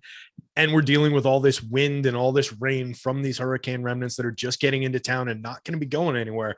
For me, it's really concerning. And yeah, if that much of the field on DK wants to be on that Phillies team, I'm with you. Just take a bunch of shots in other spots and kind of let the field have them and just look at it as fading a big ownership spot. Look at it as like a Coors Field fade kind of a situation. I like that approach to this one. Would there be any need if you were into playing the bats from this game, would there be any interest in either of the pitchers? Any reason to go to Noah Syndergaard for 7,300 here? No, neither pitcher. I don't care if it's sunny and sunny shining. I don't want either one of these pitchers considering what else is available. Yeah, I'm with you on that. And again, I would just be taking this out of my player pool if I was on DK, and it's not in my player pool on FanDuel, fortunately. So let's dive into the pitching slate. And I kind of want to tackle this upside down from how we normally take it, because I think there's a lot of obvious names up at the top that everybody knows are good. There's a couple guys getting all the attention, and then there's a wide open range of kind of a lot of good pitchers, either from the mid range or from the value tier. So let's start with some of the value options. Who are you seeing as some of the cheap guys on this slate that you might go to? And do you think it's viable to approach this slate that way? Is this a slate where we can roster some cheap pitching and win this one with bats? I don't know. Because of how there's not a lot of high totals today, right? There's going to be teams that probably, whenever you have 28 teams, one team's probably going to drop a touchdown or two. But because we don't have that Coors Field, we don't have these 6-run totals, and we do have these elite pitching, and that's, part of the reason. The other part of the reason is the drop in temperatures and more pitcher favorable weather. I don't know how often a get cute at pitcher lineup is optimal, especially considering not only your bats have to deliver, but you got to expect Jacob deGrom, Corbin Burns, Clayton Kershaw, Yu Darvish, Alcantara, Logan Gilbert. I mean, this is an insane list of pitchers to fail, and fail would probably be less than 25. Because you get 25 fantasy points, at least on DK, that dog a hunt. So I don't think it's the night to get cute. We've had all week to do that. All right. So for me, there are a few value guys that I want to get into a little bit, because I think they're in the mix. I do have all of those premium pitchers that you just mentioned at the top of my board. I think there's a lot of names like that are like Jake deGrom, obviously, guys like Corbin Burns in a great spot against Miami. I've got Logan Gilbert projecting out great. And I think he's an interesting mid-range guy because he's in a fantastic matchup against the A's. And he's only 9,800 on the FanDuel slate, cheaper than some of the top end guys. And then at 84 on the DK slate, the way he projects out for me, he would be part of the mix. I think Alex Cobb is at least worth discussing for his pricing. And then Jack Flaherty is a guy I want to get into here, because I think there's a wide range of outcomes for Jack Flaherty, and he is so cheap. So which one of those guys is the most interesting to you? I mean, Gilbert probably at the top of the list against the Tigers team that is just bad. Lots of I think he has a 1-4 K rate on the season versus a team that strikes out 1-4 with a 74 WRC plus. So he's certainly there, but I guess at the same time, that's not a secret. Looking at the projected ownership, at least on DK, 20%, that's third, I believe, on the slate. So he's the most interesting. Alex Cobb is, oh my God, the underlying metrics are so darn good. So darn good, man. I just feel like every time he goes out there and I get so hyped, the results are not what you want. His BABIP, it's not his fault, obviously, but you almost feel like he's cursed. But I think if you just play off of metrics, the xFIPs, the swinging strike rates, the strikeout potential, he's really, really interesting. Will always come at much suppressed ownership. But I think Gilbert leads that trio for me. Yeah, I agree. It's just a matchup that I love chasing, going against the Athletics there. So we've seen pitchers with less talent succeed against this team time and again. And I think the price is right. And I think the ownership is right because you're getting the tax from the price on the FanDuel slate that's knocking his ownership way down. So he's an interesting angle into the slate for me if you're not going to the top end, if you're not spending up to the deGroms, the Kershaws, the Burnses of the world here. And I think there's a number of those guys. I mentioned a couple of them. What do you think of Jack Flaherty? Because Flaherty's in an equally good matchup against these Pittsburgh Pirates. That is a nothing lineup, and they're presenting a version of the lineup that's got Miguel Andujar in the top end of the lineup. It's just, it's bad, and it's not getting better in Pittsburgh right now. So what do we think of Flaherty? Because he hasn't been the pitcher that we've seen in the past, but in the past he's been very, very good. So if he can find any semblance of his old self here, I think there's a lot of upside for 7,400 on DK, 79 on FanDuel, and on FanDuel he's getting less than 5% popularity. Yeah, the matchup certainly is something that I don't mind going after, but like you said, he really has not been at the level that he has been in the past. And it's just like, is this because even if he did drop the 20 plus, at least on the DK slate, like it's still not completely necessary to take that risk. So I don't find myself getting to any Flaherty today. I definitely understand why. But man, his strikeouts have been down. The swinging strike rate, you're looking at the last couple games from 9%, 12%, 4%, third, like he's all over the road. So I don't find the need to get there and take that risk, but I certainly understand why you would. Positive park and a positive matchup. Yeah, he's one of the guys that I'm kind of interested in at least kicking the tires on and seeing how much he comes up for me. He's projecting out well because he's getting enough innings. And I think he's, reliable to pitch fairly deep into this game, chase the quality start if he's having a good day. And as a guy who's coming in, $3,000-$4,000 less than some of these other pitchers of equal talent, it's a spot I'm just interested in. And then there's other guys in the mid-range that I think are interesting. And one more super low cost guy that I want to at least throw into the mix. But guys from the mid-range, like I'm looking at the board here, and just Joe Ryan from the Twins sitting against the Tigers, sitting at 9,600 on FanDuel. It's a high price, but it's a lot cheaper than some of the premium aces. 8,600 on the DK slate is a great price, going up against one of the worst teams in baseball. Right-handed pitchers have been just dominating this team all season long. Is the field kind of missing Joe Ryan here? Is he appropriately priced? Like, what are we doing with Joe Ryan? Yeah, a minute ago, I was saying Logan Gilbert. I was actually reading off Joe Ryan's matchup and his stuff. So if you rewind that, it's really good. He is not coming in at Gilbert ownership, just 10% there on the DK slate. Certainly, I guess efficient versus his top stacks odds, but man, this matchup is everything matches, right? At least with Flaherty. The matchups there, but you got to hope that his metrics are there. Joe Ryan's metrics are there and the matchups there. I think with him, you just got to hope he goes more than 70, 80 pitches and they don't take it easy with him. But I think that's a massive spot for him to at 8,600 on DK give you that 25 plus and maybe be a solid SP2 if you don't want to go double ace, double barrel in the a spot. Yeah. So are we starting to maybe come around to the idea that there's a little bit of value angles to take into this one? I mean, at least from the mid-range? I thought so. When you asked me that question, I was thinking you were, Oviedo, like the cute pitchers. Those pitchers to me are like good pitchers. Like, I got one of those in my bag still here, and I'm going to throw them on the table right now. Davis Martin from the White Sox going up against the Padres for 6,600 on FanDuel, 6,200 on DK. Is there any interest in this kid who did have a high 20 strikeout rate through the minors this year and last year and has just not delivered at the major league level in terms of the strikeouts? He has put up a couple decent FanDuel totals, though, for that kind of a salary. I believe our last show, I was all over Davis Martin swinging the flag, and then in the first stood inning, out to me. But I think it is encouraging that he's got up to almost a 12% swinging strike rate so far in the big league level. But again, I don't think this is the slate where I'm going to do that. I certainly understand it. I took the shot against the Tigers because they were the Tigers. The Padres don't inspire a lot of strikeout upside for me anyway. So I'll sit this one out, but I would be pretty salty if this is the game where Davis Martin has this coming out party. I tell you, I am chasing that spot a little bit. I do think there's some upside for value there. It's not a good strikeout matchup against the Padres. It's a bad matchup for offensive upside. There's a lot of negatives to that. It's going to be very, very small shares, but the ability to stack the premium bats from the Yankees and Blue Jays together, just as one example, requires going to that kid.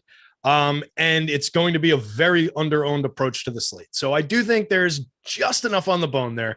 It's a very unlikely approach. You're going to need to win it with the bats because this kid's going to deliver you on a good night, probably 2/3 of the score that any of the other upside pitchers are going to deliver. So you need to drill those bats. But if you want to put 4 premium Yankees, 4 premium Blue Jays, just as an example together, that's your pitcher.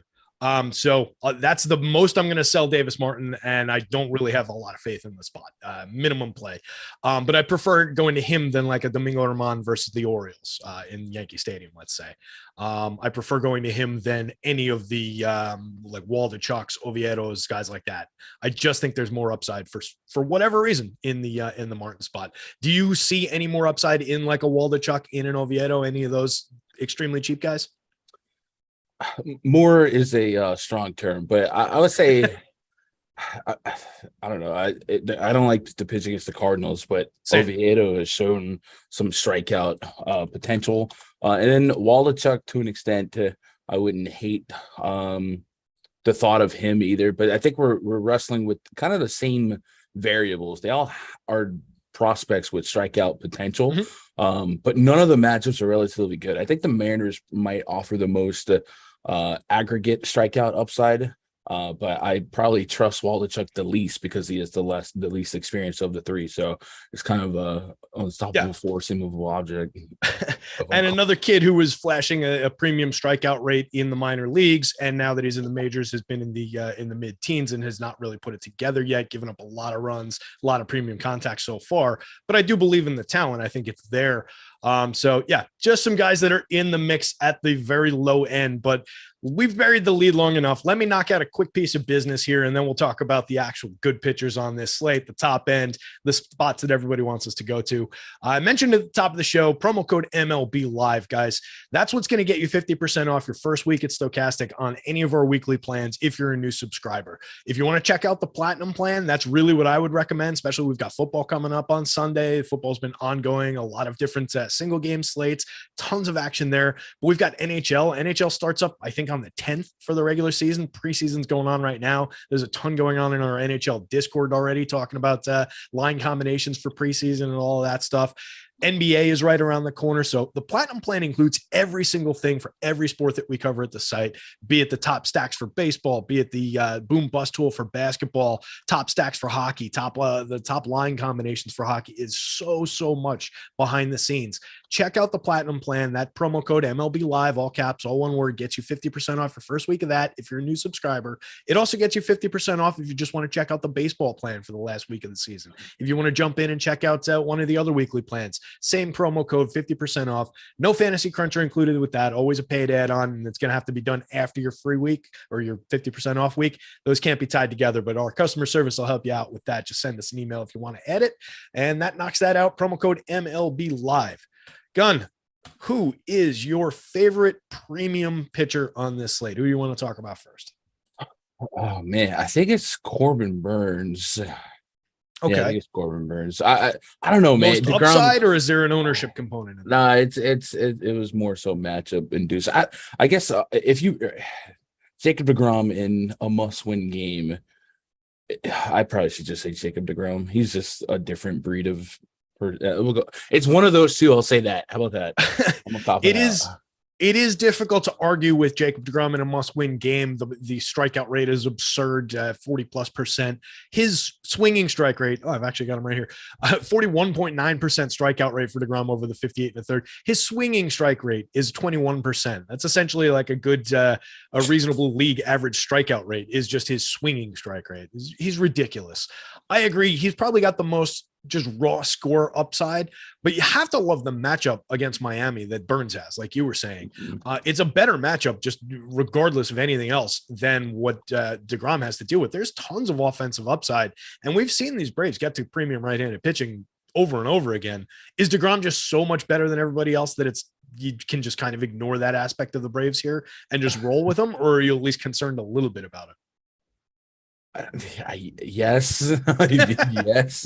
Yeah, man, he's just that doggone good. But at the same time, it's a must-win matchup for the Braves too. So that offense is gonna try and come out a little bit more pesky, game plan a little bit more serious, maybe be a little bit more aggressive on the bases too. So a little bit of give and take. But pound for pound, matchup for matchup, because the Brewers, I believe, still need to win, right? With the Phillies. Yeah, I think they're the Phillies competition, right? Yeah. So it's not like Corbin Burns doesn't have that same sense of urgency to win, and at the same time would probably not be short hooked like some of these other pitchers. So matchup wise, Burns, individual talent in a vacuum, deGrom and no one's close. I'll have a lot of both. They're easily my top two owned pitchers.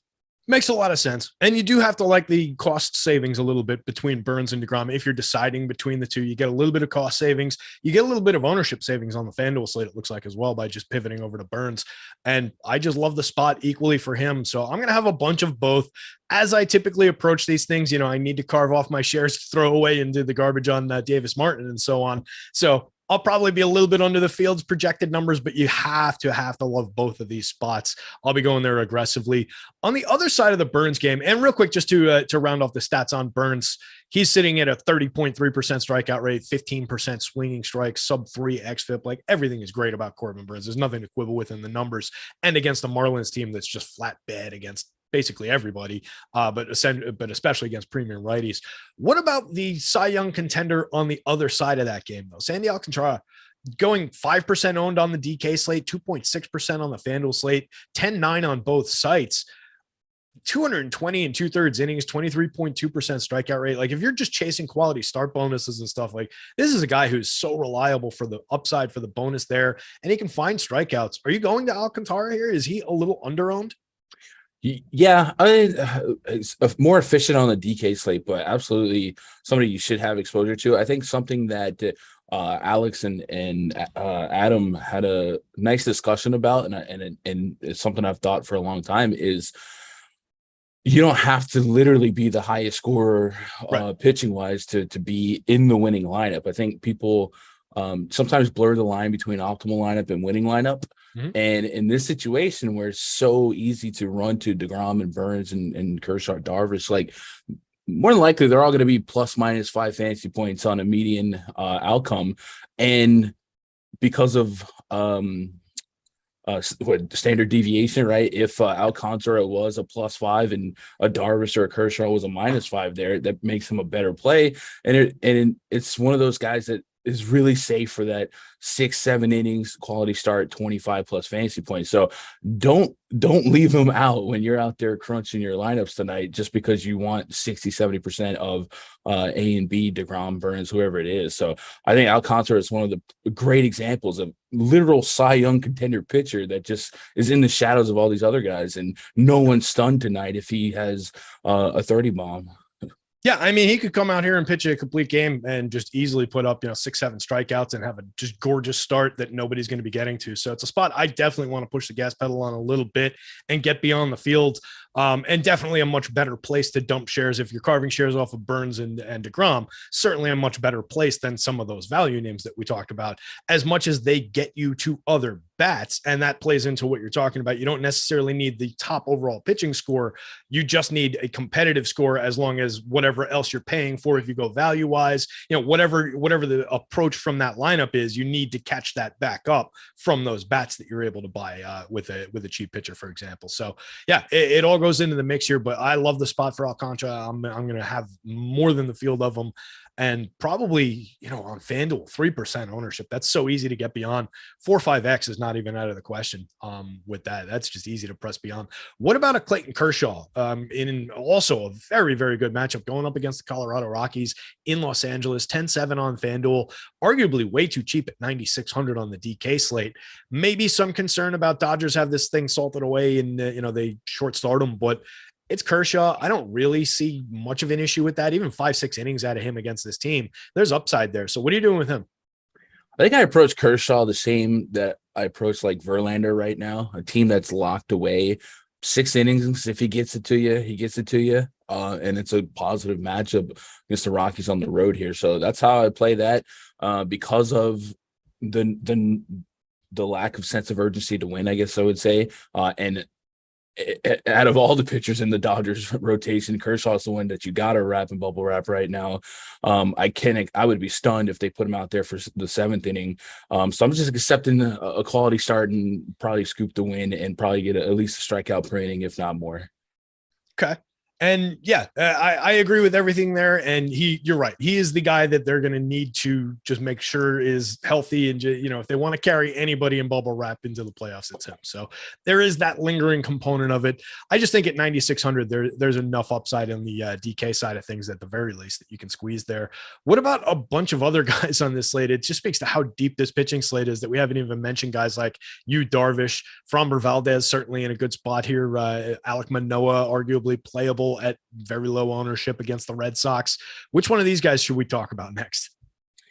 Darvish, I think, is intriguing. Okay. A kind of a similar expectation, I guess, inning wise. 6, I'll say his last 6 innings at Coors, that's impressive. But the pitch count is noticeably lower lately. Not that I'm speaking that there's a cap on him, but this is a guy we're so used to seeing 110 pitches from, and he's got 4 games straight of 95 or less. So maybe there's something there that we didn't know about, but I think at 10.1K against a White Sox team that has certainly had struggles this season, more so against right-handed pitchers, I think he's very intriguing because Darvish has that same upside to strikeout per inning or greater, 6-7 innings, and have a huge game. And he's at home in Petco, and this has been a really, really positive spot for him, with a 177 batting average allowed at home, if you like those splits. So I think Darvish is intriguing. Yeah, and a good upside park for pitching, as we've seen over the years. And he's coming in 15% owned on DK at 10-1, 7% on FanDuel. That's at least, at the worst, efficient and appropriate ownership, and arguably a little bit low for his upside. I just don't totally love the matchup against the White Sox. They're fairly good at limiting the strikeouts. There's a lot of, excellent bats in that lineup. It's also, it's a spot I'm not sure I'm going to get to in terms of rostering bats against him.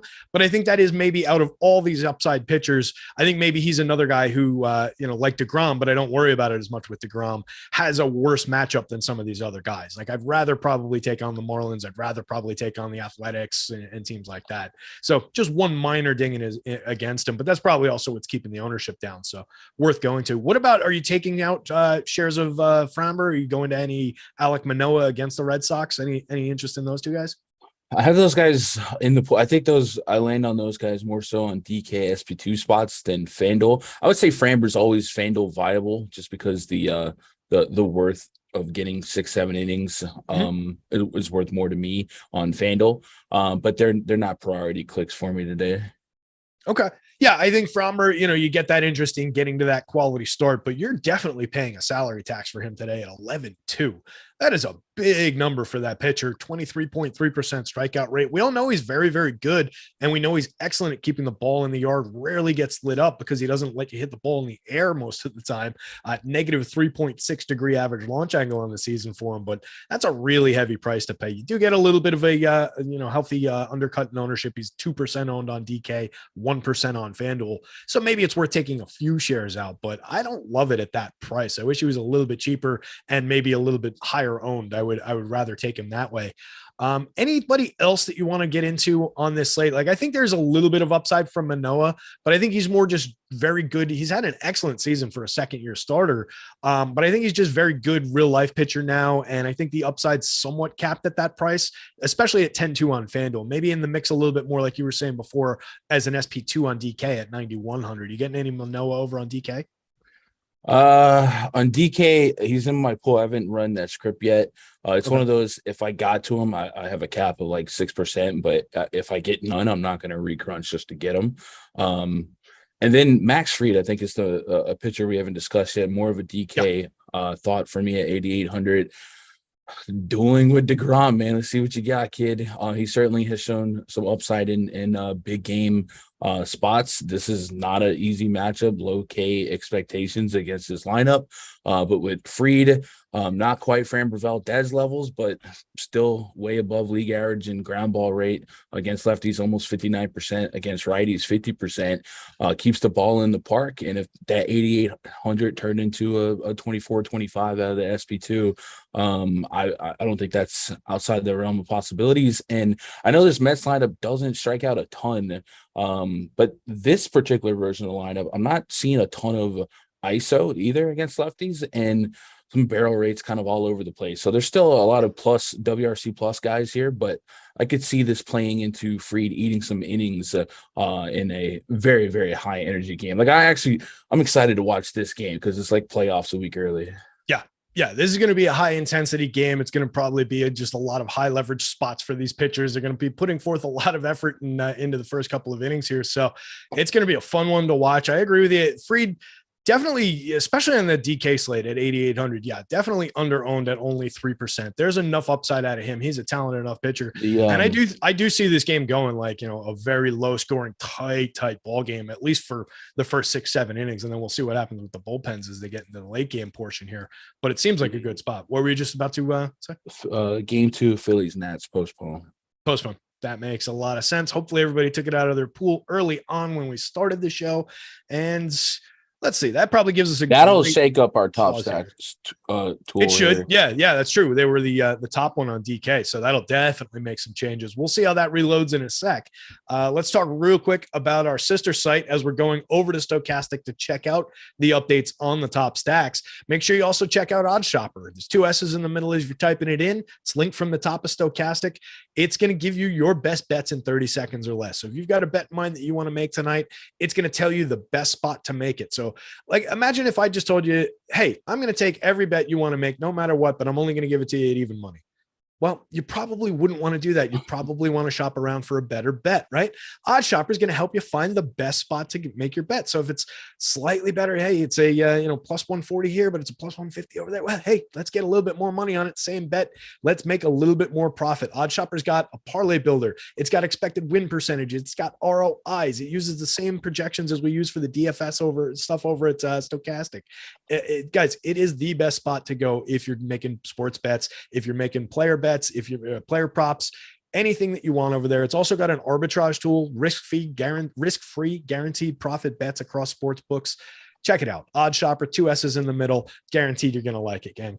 We'll talk about the Stokastic Hall of Fame in a little bit, but I want to get into some stacks here. Gun, have you seen an update come through on the top stacks in the last couple seconds?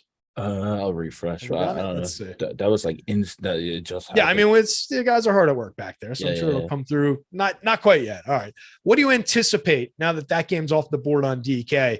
We see on the last update we had the Dodgers, the Blue Jays, the Angels, and the Yankees as the next 4 teams on that list. How do you think that's going to break down between those 4 teams? Do you think it's just going to be a straight bump for each of them, or do you see like the Yanks vaulting ahead of some of these other teams?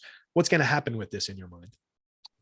I think it's a trickle down of probably the Dodgers will probably move to like double digits, 10%, something like that. The ownership is interesting too, though. That's 12%. And I know people were pretty excited after Harper to get some Harper in their lineup. So looking at the Phillies lineup, Schwarber was almost 5K on DK. Harper was over 5K. But everybody else was only 4K-ish. So it's not like we're getting a bunch of 6K slots opening up. No. So I think it'll be pretty neutral and even distribution, just raining down to the stacks below. Okay. So which way do you want to go then? If you're looking at it that way, and it's probably going to just be a little bit of a straight line, just everybody ticks up a spot with those going off the board. Which one of these is your favorite teams? There's one in particular that I'm kind of looking at and eyeballing in a good matchup that I think is just going a little bit under-owned. So I'm curious if that's coming up the same for you. But which one of these teams do you want to dive into first? Well, assuming that the top stack odds trickle down at a similar rate as the ownership percentage, because 12%, the Dodgers were already at 12%. So I don't expect the Dodgers to double or anything like that. So I do think we'll start to see like the Blue Jays are at 5.6%. That's probably going to move up to 8, 9 Angels. And then the Yankees were at 5%. I would assume that moves up now. Yep. So assuming it doesn't get too egregious and stays around the 8% ownership, and I assume that would also be in line with or efficient versus the top stack percentage, I'd be fine with getting there because I'm with you. Like, hey man, I'm having some fun. Let me win my Yankee bucks as long as I can. And Jordan Lyle, somebody I want to pick on, and somebody that is going to give up more homers to righties on the road than at home. And we've talked about his park advantages. He doesn't have that necessarily today. So, and this Yankees lineup is looking a lot like the Yankees lineup that was reigning terror earlier this season. So, I think that's a good starting spot. Yeah. And that's a big focus, getting DJ LeMahieu back into the lineup now. He's hitting in the middle of the batting order today, hitting 5th, multi-position eligibility, 3-way on FanDuel for only 2,600. And he's drawing under 3% ownership over there, sub 1% at 4,300. I think that's a very interesting bat in the middle of that lineup. And getting healthy. And then there's the interesting pieces like Harrison Bader hitting 7th in the lineup now, is not getting touched by anybody on either site. He's definitely going to be an interesting component of this lineup going forward, a hit tool specialist, decent amount of speed, a little bit of power there. So I do think it plays, at least 1 through 7. You take or leave IKF, you take or leave Trevino from the catcher spot if you need him. But there's a ton of upside, and they're really not getting that much ownership. Judge is pushing the overall ownership up. He's 12.7 on DK, 17% plus on FanDuel as of my last update, probably a little higher now.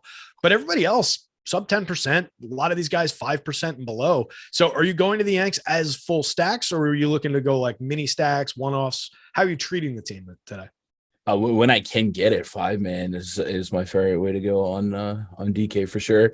And yeah, outside of Judge, I guess we would have to pair maybe one of the cheaper SB2s here, because there are a couple 5K guys, but I also don't think it's gonna be that hard to get what I want here. So ultimately, I'd like to get as much 5-man exposure as I can. This is one of those teams that has locked in with nothing, really can't go forward or backwards. So when that happens, you worry about, 7th inning substitutions, get some other guys some swings, some reps, stuff like that. But I don't think you're gonna get that with Judge. I think you're locked in on Judge, and they're just gonna let him get as many as he can get. If he hits 62 in his first plate appearance, sees 2 more plate appearances, it's the 7th inning, they're up by 6 runs. Do you think it maybe impacts him then, or do you think he just plays the full game, get him his plate appearances anyway? Maybe, but from what we care about, if he hits a homer, he hits a homer. Right, we're already getting our scoring there. We might not get the double, but yeah, right. Yeah, so no real concern around him then. No, maybe. I agree. And I would say maybe because he is playing right field instead of DHing. So I would say maybe, but they did send down LeCastro, who's one of the spare outfielders, but they might just move guys around, Cabrera, Hicksy, stuff like that. So there is concern because he is playing the field. Okay. All right. So maybe a little bit, but I think you nailed it with the biggest component. If he hits number 62 tonight, we've already gotten most of our scoring that we need from him anyway, and we're probably home with that roster spot. Who's your next stack that you want to dive into from a DFS upside perspective? We've got probably still the Dodgers, like we talked about at the top of the board, but they were pretty negatively leveraged on DraftKings. I think the same story on FanDuel. So looking around for a lower owned team, do you like getting to the Blue Jays? They're coming up slightly negatively leveraged, but it's low overall ownership. Are there other spots that you're interested in, like maybe the Twins? Who do you want to go to next? I actually think who stands out this same game, the Orioles. They're coming in at 1%, 3.2% chance to be in the top stack. Remember, that's before we get the Phillies adjustment. Domingo Germán is hittable, and what we've seen from the Yankees last couple games is they're leaving questionable bullpen guys out there in tougher matchups because they want to see what they can get from them in 2 weeks. So that out for sure. This is a good Orioles team in a good park, and at 1%. Yes, I think I'll take my shots there. And if this turns into a rec yard game, I don't think the Yankees care. They're just here getting their 9 innings in it and seeing who's going to make the postseason roster. So Germán, I think, is one of the weaker starting pitching options that they have. And then I think the other night we saw them pitch to Vladdy, right? And they're leaving Chapman out there. Zach Britton looked god awful. If Britton goes out there today, he's literally pitching for a postseason job. That's how bad he looks. So because of those guys not looking great and the Yankees are going to let them have their chance to prove themselves, I think it's a good spot for the Orioles to at least better than 1% ownership. Yeah, that's a great call. And it's a lineup that we've been interested in second half of the season, a decent amount, a lot of young, very, very talented bats. At the very least, 1 through 5, plus Austin Hayes and Kyle Stowers and Jorge Mateo, honestly, are very interesting to me. And then you get Vavra hitting 6 for the dead min on both sites. It's easy enough to put this lineup together in a lot of different combinations. I will point out there are 3 shortstop only guys in this lineup on the FanDuel slate, which is kind of a pain in the ass. So that limits the overall combinations, but everybody's cheap. There is upside. And looking at Domingo Germán's numbers, I mean, he looks a lot like Jordan Lyles in the numbers, matching 18% strikeout rates, a 4.49 xFIP versus Lyles is 4.48, a 3.52% home run rate versus Lyles is 3.34. If you're targeting Lyles, there's every reason in the world to target Domingo Germán here as well. So good call out there and very low owned team. Hopefully I'm getting to them in this very, very slow lineup build that I'm working on now. This is not going well so far. All right, so let's talk about those Dodgers then. You touched on them lightly as we were going through before, but as we've hinted at, they are drawing a ton of ownership attention on both sites here. Going up against Chad Kuhl at home, what do you like about this Dodgers lineup? Are you able to get to them, or are they just kind of over-owned, over-leveraged? I don't know what the answer is yet because because of the Philly situation, I feel like a lot of some of that ownership goes to the Dodgers, and I think just by definition, the Dodgers were coming in slightly overowned. But we'll see how these numbers change. I think ultimately they'll be the top owned stack on the slate, and that probably means enough on a slate like this to try and take the field if we're going to get double digit ownership there. I think we're definitely going to do that. But it's a great spot for them. Matchup's great, and the lineup's really, really great.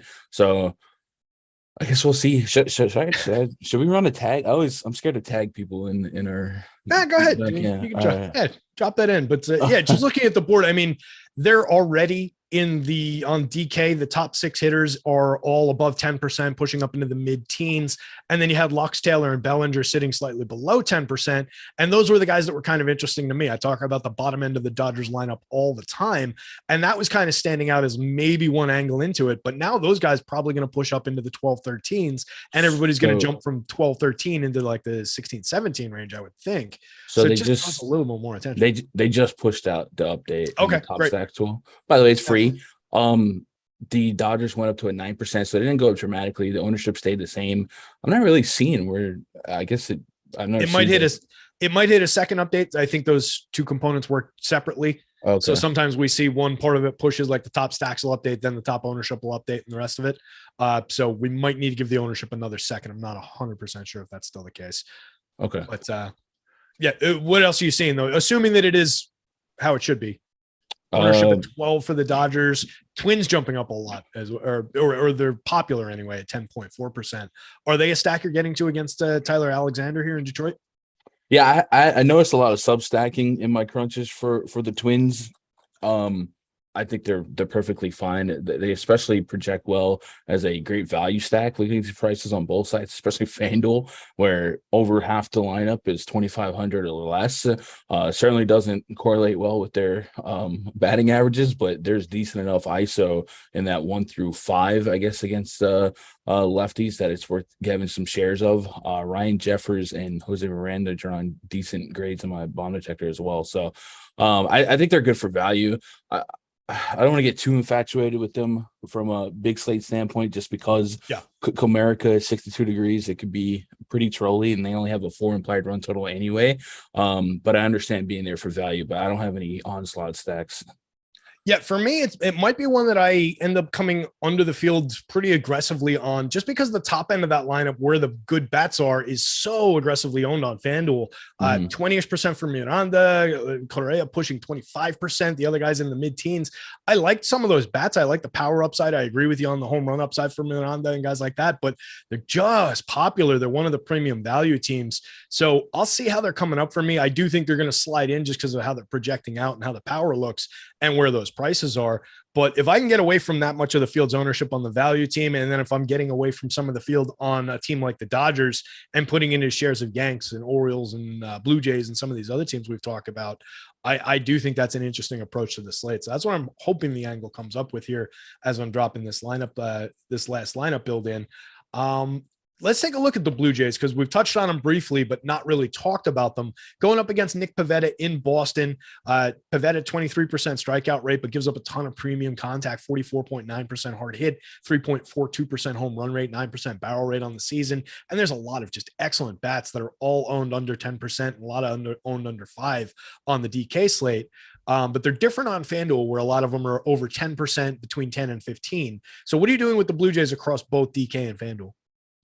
I'm playing them on FanDuel. There are some bats that are so much easier to get to. Alejandro Kirk is one of the biggest discrepancies between the sites. 2,300 on FanDuel, 4,800 on DK. So huge value implied there on FanDuel if you agree more with the DK price. And I tend to, with that 800 OPS since the beginning of last year and 10% K rate, big RBI spot there. So I like the Blue Jays a lot. They make a lot of sense, and the Red Sox pitching really leaves a lot to be desired. Yeah, it sure does. I think Red Sox fans would probably agree with you. They've been pretty much out of the mix since early July or something like that. not biased as a Yankee fan saying that at all.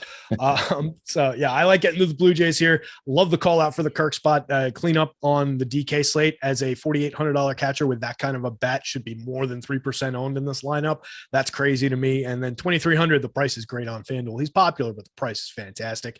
And it's just a lineup. Matt Chapman sits in that lineup, and I've called him out all season long. He's had 27 home runs, a 210 ISO, 118 WRC plus for the season. Rarely gets attention. Today he's a little popular on FanDuel, but on DK, 5% owned at 4,400 as a third baseman. Perfectly viable option there. So a lot of good bats in that lineup to go to. Who else is on the board for you in terms of stack? Are you going in the Mets at all here? It's a bad matchup in terms of Max Fried, but a lot of people are talking at least about Francisco Alvarez, their premium catcher prospect, who comes in at the dead minimum on the DK slate and is drawing a little bit of one-off attention. Are you going to him as a one-off at catcher, and then are you getting to any Mets stacks alongside him, or is the matchup just too bad against Fried? Yeah, I'm not really there. Not only is the starting matchup not like super great, but the bullpen is solid as well. I think if you're just looking for cheap prospect catchers, Logan Ohape, I've heard that pronounced two different ways. If someone in chat wants to help me out, Logan Ohape. He's batting 6 for the Angels.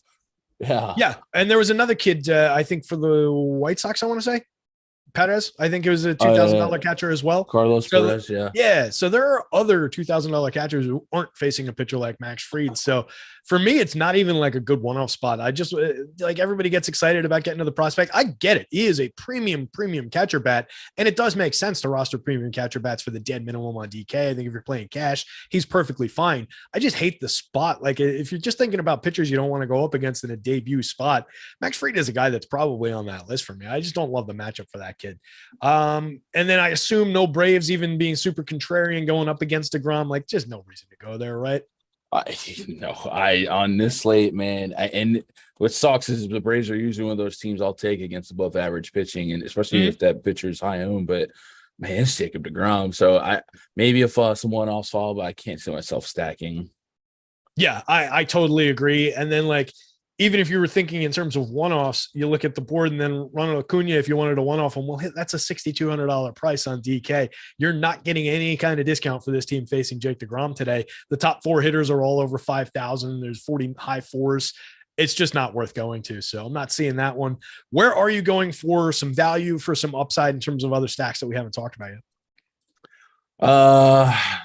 Let's see, value or upside, either way, or just fancy uniforms. Let me just look at my stack ownerships. I have a little bit of Mariners, Rangers, a ton. The Orioles were like one of my favorite, but we already talked about them.